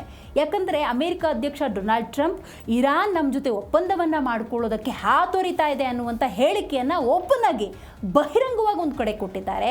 ನೀವು ಸೇಮ್ ಟೈಮ್ ಗಮನಿಸಬಹುದು, ಇದೇ ಇರಾನ್ ಈಗ ಕಣ್ಣಿಗೆ ಕಣ್ಣು ಅನ್ನುವಂಥ ಸಂದೇಶವನ್ನು ರವಾನೆ ಮಾಡುತ್ತೆ ಅನ್ನೋದಾದರೆ ಯಾವ ಮಾತನ್ನು ಒಪ್ಪಿಕೊಳ್ಳೋದು, ಯಾವುದನ್ನು ನಂಬೋದು, ಆದರೆ ಯಾವುದನ್ನು ನಂಬಬೇಕು ಬಿಡಬೇಕು. ಆದರೆ ಜಾಗತಿಕ ಮಟ್ಟದಲ್ಲಿ ಬಹಳಷ್ಟು ಸಮಸ್ಯೆಯನ್ನು ಸ್ವತಃ ಅಮೆರಿಕ, ಸ್ವತಃ ಇರಾನ್, ಇತರ ರಾಷ್ಟ್ರಗಳು ಅನುಭವಿಸ್ತಿದ್ದಾವೆ ಅನ್ನೋದು ಅಷ್ಟೇ ಸತ್ಯ. ಅಮೆರಿಕ ಸೇನೆ ಇರಾನ್ನ ಒಂದೇ ಒಂದು ಸೇತುವೆ ಅಥವಾ ವಿದ್ಯುತ್ ಸ್ಥಾವರವನ್ನು ಮುಟ್ಟಿದ್ರೂ ನಾವು ಸುಮ್ಮನೆ ಕೂರೋದಿಲ್ಲ ಅಂತ ಇರಾನ್ ಹಿರಿಯ ಅಧಿಕಾರಿಗಳು ಎಚ್ಚರಿಸಿದ್ದಾರೆ. ಒಂದು ವೇಳೆ ಅಮೆರಿಕ ಅಂತಹ ಸಾಹಸಕ್ಕೆ ಏನಾದರೂ ಕೈ ಹಾಕಿದ್ರೆ ಇಡೀ ಪಶ್ಚಿಮ ಏಷ್ಯಾ ಪ್ರಾಂತ್ಯದಾದ್ಯಂತ ಅಮೆರಿಕದ ಎಲ್ಲ ಇಂಧನ ಮೂಲ ಸೌಕರ್ಯಗಳು, ಸೇತುವೆಗಳನ್ನು ಕ್ಷಣಾರ್ಧದಲ್ಲಿ ಧ್ವಂಸಗೊಳಿಸಲಾಗುತ್ತೆ. ಇದು ಫಿಕ್ಸ್ ಅಂತ ಹೇಳಿ ಕೌಂಟರ್ ಕೊಡಲಾಗಿದೆ. ನಮ್ಮ ದೇಶದ ವಿರುದ್ಧದ ಯಾವುದೇ ಆಕ್ರಮಣಕ್ಕೆ ತಕ್ಕ ಉತ್ತರವನ್ನು ಕೊಟ್ಟೇ ಕೊಡ್ತೀವಿ, ಕಣ್ಣಿಗೆ ಕಣ್ಣು ಅನ್ನುವಂಥ ಸಂದೇಶವನ್ನು ಇರಾನ್ ಕೂಡ ರವಾನೆ ಮಾಡಿದೆ. ಹಾಗಾದರೆ ಈ ಯುದ್ಧದ ಸನ್ನಿವೇಶದಲ್ಲಿ ಅಮೇರಿಕ ಏನು ಎದುರಿಸ್ತಾ ಇದೆ, ಇರಾನ್ ಏನು ಎದುರಿಸ್ತಾ ಇದೆ? ಅಮೇರಿಕಾದ ಯುದ್ಧ ನೀತಿಗೆ, ಆಕ್ರಮಣಕಾರಿ ನಿಲುವಿಗೆ, ಅಮೇರಿಕಾದ ಅಧ್ಯಕ್ಷ ಡೊನಾಲ್ಡ್ ಟ್ರಂಪ್ ಹೇಳಿಕೆಗೆ ಕಡಿವಾಣ ಹಾಕೋರು ಯಾರೂ ಇಲ್ವಾ? ಯಾಕಂದರೆ ಹಿಂದೆ ಇದೇ ಯುದ್ಧದ ಸನ್ನಿವೇಶದಲ್ಲಿ ಅಮೇರಿಕಾದ ಸೆನೆಟ್ನಲ್ಲಿ ಡೊನಾಲ್ಡ್ ಟ್ರಂಪ್ ಯುದ್ಧ ನೀತಿಗೆ ಅಥವಾ ಅವರ ಹೇಳಿಕೆಗಳಿಗೆ ಸ್ಪಾಟಲ್ಲೇ ಆಕ್ರೋಶ ವ್ಯಕ್ತವಾಗಿತ್ತು. ಇಂಥ ಒಂದು ಸನ್ನಿವೇಶ ಎದುರಾಗಿತ್ತು. ಅಲ್ಲಿ ಅಮೇರಿಕಾದ ನಾಗರಿಕರು ಡೊನಾಲ್ಡ್ ಟ್ರಂಪ್ ನಡೆಗೆ ಆಕ್ರೋಶ ವ್ಯಕ್ತಪಡಿಸಿದರು. ಜಾಗತಿಕ ಮಟ್ಟದಲ್ಲಿ ಅಮೇರಿಕ ಮತ್ತು ಇರಾನ್, ಇಸ್ರೇಲ್ ನಡುವಿನ ಯುದ್ಧವನ್ನು ವಿರೋಧಿಸಿದ್ರು. ಇದು ಸರಿಯಲ್ಲ ಅನ್ನುವಂಥ ಸಂದೇಶವನ್ನು ಕೊಟ್ಟಿದ್ರು. ಸೊ ಹಾಗಾಗಿ ಮುಂದೇನಾಗುತ್ತೆ ಅನ್ನೋದು ಪ್ರಶ್ನೆಯಾಗಿ ಉಳ್ಕೊಂಡಿದೆ. ಆದರೆ ಯುದ್ಧ ಮಾತ್ರ ಮುಂದುವರಿತಾನೆ ಇದೆ. ತೈಲ ಬಿಕ್ಕಟ್ಟು ಎದುರಾಗುತ್ತೆ. ತೈಲದ ಉತ್ಪನ್ನಕ್ಕೆ ಇಲ್ಲಿ ಬಹಳಷ್ಟು ತೊಂದರೆ ಆಗುತ್ತೆ. ಯುದ್ಧ ಅಂದರೆ ಸುಮ್ಮನೆ ಆ ಕಡೆಯಿಂದ ಕ್ಷಿಪಣಿ ದಾಳಿ, ಈ ಕಡೆಯಿಂದ ಕ್ಷಿಪಣಿ ದಾಳಿ ಅಲ್ಲ ನೋಡಿ. ವಿದ್ಯುತ್ ಸ್ಥಾವರಗಳು, ತೈಲ ಉತ್ಪನ್ನ ಕೇಂದ್ರಗಳು ಇವುಗಳನ್ನು ಗುರಿಯಾಗಿಸ್ಕೊಂಡ್ರೆ ಅದು ರಿಕವರಿ ಆಗೋದಕ್ಕೆ 50ರಿಂದ 100 ವರ್ಷಗಳು ಬೇಕಾಗುತ್ತೆ. ಇದು ಅಧ್ಯಯನ ಹೇಳುವಂತಹ ನಿಜ ಮಾಹಿತಿ. ಯುದ್ಧಗಳಾದಾಗ ನಾಗರಿಕರ ಪ್ರಾಣ ಎಷ್ಟು ಮುಖ್ಯವೋ, ಆ ದೇಶದ ಆರ್ಥಿಕತೆಗೆ ಭದ್ರ ಬುನಾದಿಯನ್ನು ಹಾಕುವಂತಹ ವಿದ್ಯುತ್ ಸ್ಥಾವರಗಳಿರ್ಬೋದು ಅಥವಾ ಸೇತುವೆಗಳಿರ್ಬೋದು, ಜಲಸ್ಥಾವರಗಳಿರ್ಬೋದು, ಇದೆಲ್ಲವೂ ಕೂಡ ಬಹಳ ಮುಖ್ಯ ಆಗುತ್ತೆ. ಕ್ಷಾಮವನ್ನು ಹುಟ್ಟು ಹಾಕುವಂಥ ಯುದ್ಧ ಬೇಕಾ ಅನ್ನುವಂಥ ಪ್ರಶ್ನೆಯನ್ನು ಆತ್ಮಾವಲೋಕನ ಮಾಡ್ಕೋಬೇಕಾಗಿದೆ. ಇದೇ ಅಮೇರಿಕ ಅಧ್ಯಕ್ಷ ಡೊನಾಲ್ಡ್ ಟ್ರಂಪ್, ಹಾಗೆಯೇ ಇರಾನ್ನ ಪೆಜೆಷಿಯನ್. ಇದರ ಜೊತೆಗೆ ಅಮೇರಿಕ ಅಧ್ಯಕ್ಷ ಡೊನಾಲ್ಡ್ ಟ್ರಂಪ್ ಈಗಾಗಲೇ ಕಟ್ಟುನಿಟ್ಟಿನ ಸಂದೇಶಗಳನ್ನು ರವಾನೆ ಮಾಡ್ತಾನೆ ಇದ್ದಾರೆ. ಇರಾನ್ಗೆ ಯಾವ ಸಂದೇಶ ಕೊಡಬೇಕು ಕೊಡ್ತಾನೆ ಇದ್ದಾರೆ. ಯುದ್ಧ ಕೂಡ ಸನ್ನದ್ಧವಾಗಿದೆ, ನಿರಂತರವಾಗಿ ನಡೀತಾನೆ ಇದೆ. ಇರಾನ್ಗೆ ಹೇಗೆ ಪಾಠ ಕಲಿಸಬೇಕು ನನಗೆ ಗೊತ್ತು ಅಂತ ಅಮೇರಿಕ ಅಧ್ಯಕ್ಷ ಡೊನಾಲ್ಡ್ ಟ್ರಂಪ್ ಹೇಳಿದ್ದಾರೆ. ಕಾರ್ಗ ದ್ವೀಪ ವಶಪಡಿಸ್ಕೊಳ್ಳುವಂತಹ ಯೋಚನೆಗಳಿರಬಹುದು, ಮಗದೊಂದು ಕಡೆ ಹಾರ್ಮೋಜ್ ಮೇಲೆ ಏನಾದರೂ ಇರಾನ್ ಕಂಟ್ರೋಲ್ ಇಟ್ಕೊಂಡ್ರೆ ನನಗೆ ಏನು ಮಾಡಬೇಕು ಅಂತ ಗೊತ್ತು ಅನ್ನುವಂತಹ ಸಂದೇಶ ಇರಬಹುದು. ಇಂಥೆಲ್ಲ ಬೆಳವಣಿಗೆಗಳ ನಡುವೆ ಅಮೇರಿಕ ಅಧ್ಯಕ್ಷ ಡೊನಾಲ್ಡ್ ಟ್ರಂಪ್ಗೆ ವಾರ್ನಿಂಗನ್ನು ಕೊಡಲಾಗಿದೆ. ಅದೇನು? ಇದು ಬಹಳ ಮುಖ್ಯವಾದಂಥ ವಿಚಾರ. ಯಾಕಂದರೆ ಯಾರೇ ಆದರೂ ಕೂಡ ಇದನ್ನು ಜಾಗತಿಕ ಮಟ್ಟದಲ್ಲಿ ನೋಡಬೇಕಾಗತ್ತೆ. ಅಮೇರಿಕ ಒಂದು ದೇಶ ಅಂದರೆ ಅದು ದೇಶ ಆ ದೇಶಕ್ಕಷ್ಟೇ ಸೀಮಿತವಾಗಿರೋದಿಲ್ಲ. ಇತ್ತ ಕಡೆ ಇರಾನ್ ಅಂದಾಗ ಇರಾನ್ಗಷ್ಟೇ ಸೀಮಿತ ಆಗಿರೋದಿಲ್ಲ. ಇದೆಲ್ಲವೂ ಕೂಡ ಒಕ್ಕೂಟ ವ್ಯವಸ್ಥೆ. ಒಂದು ದೇಶಕ್ಕೆ ಸಮಸ್ಯೆ ಆದರೆ ಇದು ಇನ್ನೊಂದು ದೇಶಕ್ಕೂ ಕೂಡ ಸಮಸ್ಯೆ ಆಗುತ್ತೆ. ಅಂದರೆ the dependency of other countries is extreme. ಪ್ರತಿಯೊಂದು ದೇಶ ಕೂಡ ಇನ್ನೊಂದು ದೇಶದ ಮೇಲೆ ಆರ್ಥಿಕವಾಗಿರ್ಬೋದು, ಆಹಾರದ ವಿಷಯದಲ್ಲಿರ್ಬೋದು, ರಕ್ಷಣಾ ವಲಯ ಇರ್ಬೋದು, ಹೀಗೆ ಹಲವಾರು ವಿಚಾರಗಳಲ್ಲಿ ಅವಲಂಬನೆಯನ್ನು ಹೊಂದಿರುತ್ತೆ. ಹಾಗಾಗಿ ಮುಂದಿನ ವಿಚಾರ, ಅಮೇರಿಕ ಅಧ್ಯಕ್ಷ ಡೊನಾಲ್ಡ್ ಟ್ರಂಪ್ಗೆ ವಾರ್ನಿಂಗ್. ಯಾರು ಮಾಡಿದ್ದು, ಯಾಕೆ ಮಾಡಿದ್ದು, ಏನು ವಾರ್ನನ್ನು ಮಾಡಿದ್ದಾರೆ ಅನ್ನುವಂತಹ ಡೀಟೇಲ್ಸನ್ನು ಈಗ ನೋಡ್ತಾ ಹೋಗೋಣ. ಬಹಳ ಮುಖ್ಯವಾಗಿ ಈಗಾಗಲೇ ಅಮೇರಿಕ ಅಧ್ಯಕ್ಷ ಡೊನಾಲ್ಡ್ ಟ್ರಂಪ್ ನೇರ ಸಂದೇಶವನ್ನು ಇರಾನ್ಗೆ ರವಾನೆ ಮಾಡಿದ್ದಾರೆ. ಆದರೆ ಇದು ಯಾವ ವಿಚಾರಕ್ಕೆ? ಏನು ದೇಶದ ಅಭಿವೃದ್ಧಿ ವಿಚಾರಕ್ಕ? ದೇಶದ ಅಭಿವೃದ್ಧಿಯ ಸಮಗ್ರ ವಿಚಾರವನ್ನೇನಾದರೂ ಉಲ್ಲೇಖ ಮಾಡಿದ್ದಾರಾ? ನೋ, ಇದು ಯುದ್ಧದ ವಿಚಾರ ಮತ್ತು ನಾಶದ ವಿಚಾರ, ನಾಮಾವಶೇಷ ಆಗುತ್ತೆ ಅಂಥ ವಿಚಾರ. ಹಾಗಾಗಿ ಬಹಳ ಮುಖ್ಯವಾಗಿ IRGC ಇಲ್ಲಿ ಪ್ರಮುಖವಾಗಿ ಅಮೇರಿಕ ಅಧ್ಯಕ್ಷ ಡೊನಾಲ್ಡ್ ಟ್ರಂಪ್ಗೆ ನೇರವಾಗಿ ಒಂದು ಸ್ಪಷ್ಟ ಸೂಚನೆಯನ್ನು ರವಾನೆ ಮಾಡಿದೆ. ವಿಶ್ವದ ಕಣ್ಣುಗಳೀಗ ಪಶ್ಚಿಮ ಏಷ್ಯಾದ ಆ ಕಿರಿದಾದ ಜಲಮಾರ್ಗದ ಮೇಲಿದೆ. ಹೌದು, ಹಾರ್ಮುಜನ್ನು ಎಟ್ ಎನಿ ಕಾಸ್ಟ್ ಬಿಟ್ಟುಕೊಡೋದಿಲ್ಲ ಅನ್ನುವಂಥ ಸ್ಪಷ್ಟ ಸಂದೇಶವನ್ನು ಇರಾನ್ ಕೂಡ ರವಾನೆ ಮಾಡಿದೆ. ಹಾಗಾಗಿ ಹಾರ್ಮುಜ್ ಮೇಲೆ ಏನಾದರೂ ಕಂಟ್ರೋಲ್ ಇಟ್ಕೊಂಡ್ರೆ ಇರಾನ್ನ ನಾನು ಸುಮ್ಮನೆ ಬಿಡೋದಕ್ಕೆ ಸಾಧ್ಯ ಇಲ್ಲ ಅಂತ ಡೊನಾಲ್ಡ್ ಟ್ರಂಪ್ ಕೂಡ ಹೇಳಿದ್ದಾರೆ. ಈ ನಡುವೆ ಟ್ರಂಪ್ಗೆ IRGCಯ ಬಿಗ್ ವಾರ್ನಿಂಗ್. ಏನದು? ಜಲಸಂಧಿಯಲ್ಲಿ ಸಂಚರಿಸಲು ಯತ್ನಿಸ್ತಾ ಇದ್ದ 3 ತೈಲ ಟ್ಯಾಂಕರ್ಗೆ IRGC ತಡೆಯೊಡ್ಡಿದೆ. ಯಾಕೆ, ಏನು, ಎಲ್ಲ ಡೀಟೇಲಾಗಿ ನೋಡ್ತಾ ಹೋಗೋಣ. ನೋಡಿ, ಆಗಲೇ ಉಲ್ಲೇಖ ಮಾಡಿದೆ, ವಿಶ್ವದ ಕಣ್ಣುಗಳೀಗ ಪಶ್ಚಿಮ ಏಷ್ಯಾದ ಆ ಕಿರಿದಾದ ಜಲಮಾರ್ಗದ ಮೇಲಿದೆ. ವಿಶ್ವದ ಇಂಧನ ವಾಹಿನಿ ಅಂತ ಕರೆಯಲ್ಪಡುತ್ತೆ ಹಾರ್ಮುಜ್ ಜಲಸಂಧಿ. ಅಮೆರಿಕ ಮತ್ತು ಇರಾನ್ ನಡುವಿನ ಶೀತಲ ಸಮರ ಮತ್ತು ನೇರ ಯುದ್ಧದ ಪ್ರಮುಖ ಕೇಂದ್ರ ಬಿಂದು ಇದೇ ಹಾರ್ಮುಜ್ ಜಲಸಂಧಿ. ಈ ಮಾರ್ಗದಲ್ಲಿ ನಮಗೆ ಆತಂಕವನ್ನು ತಂದೊಡ್ಡಿದ್ರೆ ಇರಾನ್ನ ಮೂಲ ಸೌಕರ್ಯಗಳನ್ನು ಧ್ವಂಸ ಮಾಡ್ತೀವಿ ಅಂತ ಡೊನಾಲ್ಡ್ ಟ್ರಂಪ್ ಹೆದರಿಸ್ತಾ ಇದ್ದಾರೆ, ಬೆದರಿಕೆ ಹಾಕಿದ್ದಾರೆ. ತನ್ನ ಕಂಟ್ರೋಲಲ್ಲಿ ಇರಾನ್ ಇರಬೇಕು ಅನ್ನುವಂತಹ ವಿಚಾರ ಇದು. ಇತ್ತ ಇರಾನ್ ಪಡೆಗಳು ಜಲಸಂಧಿಯ ಮೇಲಿನ ಸಾರ್ವಭೌಮತ್ವ ತಮಗೇ ಸೇರಿದ್ದು ಅಂತ ತೊಡೆತಡ್ತಿವೆ. ಈಗಾಗಲೇ ನೋಡಿದ್ರಿ, ಕಣ್ಣಿಗೆ ಕಣ್ಣು ಅಂತ, ನೀವು ನಮ್ಮ ಸುದ್ದಿಗೆ ಬಂದರೆ ನಾವು ಬಿಡೋದಿಲ್ಲ ಅನ್ನುವಂತಹ ಸಂದೇಶ. ಆದರೆ ಹಾರ್ಮುಜ್ ಜಲಸಂಧಿ ಜಾಗತಿಕ ಕಚ್ಚಾ ತೈಲ ಪೂರೈಕೆಯ ಹೃದಯ ಬಡಿತ. ಅಂದರೆ ಆ ಮಾರ್ಗದಲ್ಲಿ ಬಹಳಷ್ಟು ಹಡಗುಗಳು ತೈಲವನ್ನು ಹೊತ್ತು ಸಾಕ್ತವೆ. ಸೊ ಹಾಗಾಗಿ ಇತರ ಎಲ್ಲ ರಾಷ್ಟ್ರಗಳಿಗೂ ಕೂಡ ಆ ಜಲಸಂಧಿ ಜೀವನಾಡಿ ಆಗಿಬಿಟ್ಟಿದೆ. ಆ ಮಾರ್ಗ ಅಷ್ಟು ಇಂಪಾರ್ಟೆಂಟ್. ಸೊ ಆ ನಿಟ್ಟಿನಲ್ಲಿ ನಾವು ನೋಡ್ತಾ ಹೋಗೋದಾದರೆ ಆಯಕಟ್ಟಿನ ಜಲಮಾರ್ಗದ ಮೇಲಿನ ತನ್ನ ಪೂರ್ಣ ನಿಯಂತ್ರಣ ಮತ್ತು ಸಾರ್ವಭೌಮತ್ವವನ್ನು ಯಾವುದೇ ಕಾರಣಕ್ಕೂ ಬಿಟ್ಕೊಡೋದಿಲ್ಲ ಅಂತ ಇರಾನ್ ಕೂಡ ಹೇಳ್ಕೊಂಡಿದೆ.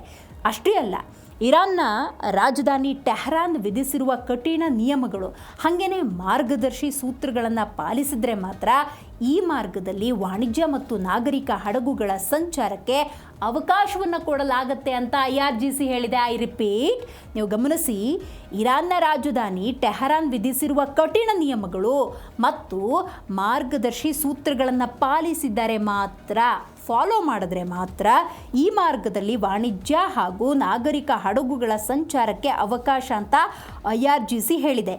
ಈ ಯುದ್ಧದ ಬಿಸಿ ಈಗಾಗಲೇ ಜಲಸಂಧಿಯಲ್ಲೂ ಕಾಣಿಸ್ಕೊಂಡಿದೆ. ಇತರ ರಾಷ್ಟ್ರಗಳಿಗೆ ಅದರ ಬಿಸಿ ತಡ್ತಾ ಇದೆ. ಇಲ್ಲೆಲ್ಲ ಬೆಲೆ ಏರಿಕೆ ಆಗಿಬಿಟ್ಟಿದೆ. ಇಂಥ ಒಂದು ಸನ್ನಿವೇಶ.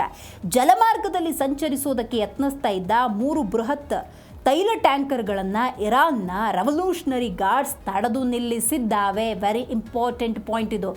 ನೋಡಿ, ಅದು ಅಮೇರಿಕಾದ, ಇಸ್ರೇಲ್ದ ಅಥವಾ ಯಾವುದೋ ಫಿಲಿಪೈನ್ಸ್ದ, ಭಾರತದ ಅನ್ನೋದು ಮ್ಯಾಟ್ರಲ್ಲ.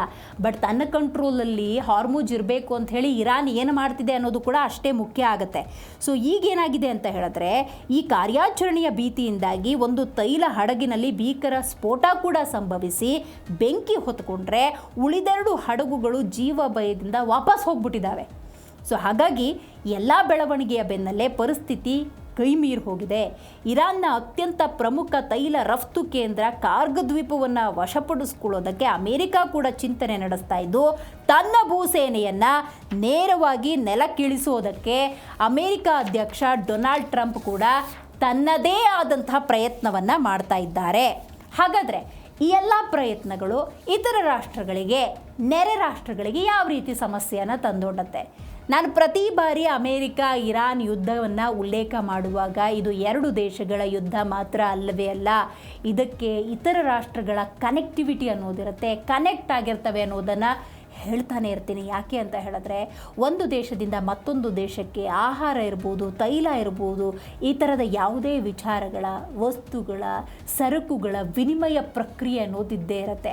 ಅಲ್ಲೆಲ್ಲೂ ಯುದ್ಧ ಆಯಿತು ಅಂದಾಗ ಇಲ್ಲಿ ತೈಲದ ಬೆಲೆ ಏರಿಕೆ ಆಗುತ್ತೆ, ಯಾಕೆಂದರೆ ಪೂರೈಕೆ ಇರೋದಿಲ್ಲ. ಹಾಗಾಗಿ ನೆರೆ ರಾಷ್ಟ್ರಗಳಿಗೆ ಇದು ಎಷ್ಟು ಸಮಸ್ಯೆಯನ್ನು ತಂದೊಡ್ತಿದೆ ಅನ್ನುವಂಥ ಮಾಹಿತಿಯನ್ನು ಇವತ್ತಿನ DNA ಡೀಟೇಲ್ ಆಗಿ ನೋಡ್ತಾ ಹೋಗೋಣ. ಯಾಕಂದರೆ ಅಮೇರಿಕ ಮತ್ತು ಇರಾನ್ನ ಯುದ್ಧ ಆಗ್ತಾ ಇದೆ. ಆ ಯುದ್ಧ ಅಲ್ಲೆಲ್ಲ ಆಗ್ತಾ ಇದೆ, ನಮಗೂ ಅದಕ್ಕೂ ಸಂಬಂಧ ಇಲ್ಲ ಅಂತ ಇತರ ರಾಷ್ಟ್ರಗಳು ಸುಮ್ಮನೆ ಕೂರುವಂಥ ಪರಿಸ್ಥಿತಿಯೇ ಇಲ್ಲ ಜಾಗತಿಕ ಮಟ್ಟದಲ್ಲಿ, which is very big damage ಅಂತಲೇ ಹೇಳ್ಬೋದು. ಅದ್ರ ಬಗ್ಗೆ ನೋಡ್ತಾ ಹೋಗೋದಾದರೆ, ಜೋರ್ಡನ್ನಲ್ಲಿದ್ದ ಅಮೇರಿಕ ಸೇನಾ ನೆಲೆ ಮೇಲೆ ಇರಾನ್ ದಾಳಿಗೆ 2 ಯೋಧರು ಕೂಡ ಬಲಿಯಾಗಿದ್ದಾರೆ. ಈ ಬೆನ್ನಲ್ಲೇ ಬಹ್ರೇನ್ ಹಾಗೂ ಸೌದಿ ಅರೇಬಿಯಾದಲ್ಲಿ ಜಾಗರೂಕರಾಗಿರುವಂತೆ ಎಚ್ಚರಿಕೆಯ ಸಂದೇಶ ಕೂಡ ರವಾನೆಯಾಗಿದೆ. ಆದರೆ ನೆರೆ ರಾಷ್ಟ್ರಗಳಲ್ಲಿ ಒಂದು ಕಡೆ ಸರಕು ಸರಬರಾಜಿಗೆ ಸಮಸ್ಯೆ ಉಂಟಾದರೆ ಇತರ ರಾಷ್ಟ್ರಗಳಲ್ಲೂ ಕೂಡ ಯುದ್ಧದ ಭೀತಿ ಎದುರಾಗ್ಬಿಟ್ಟಿದೆ.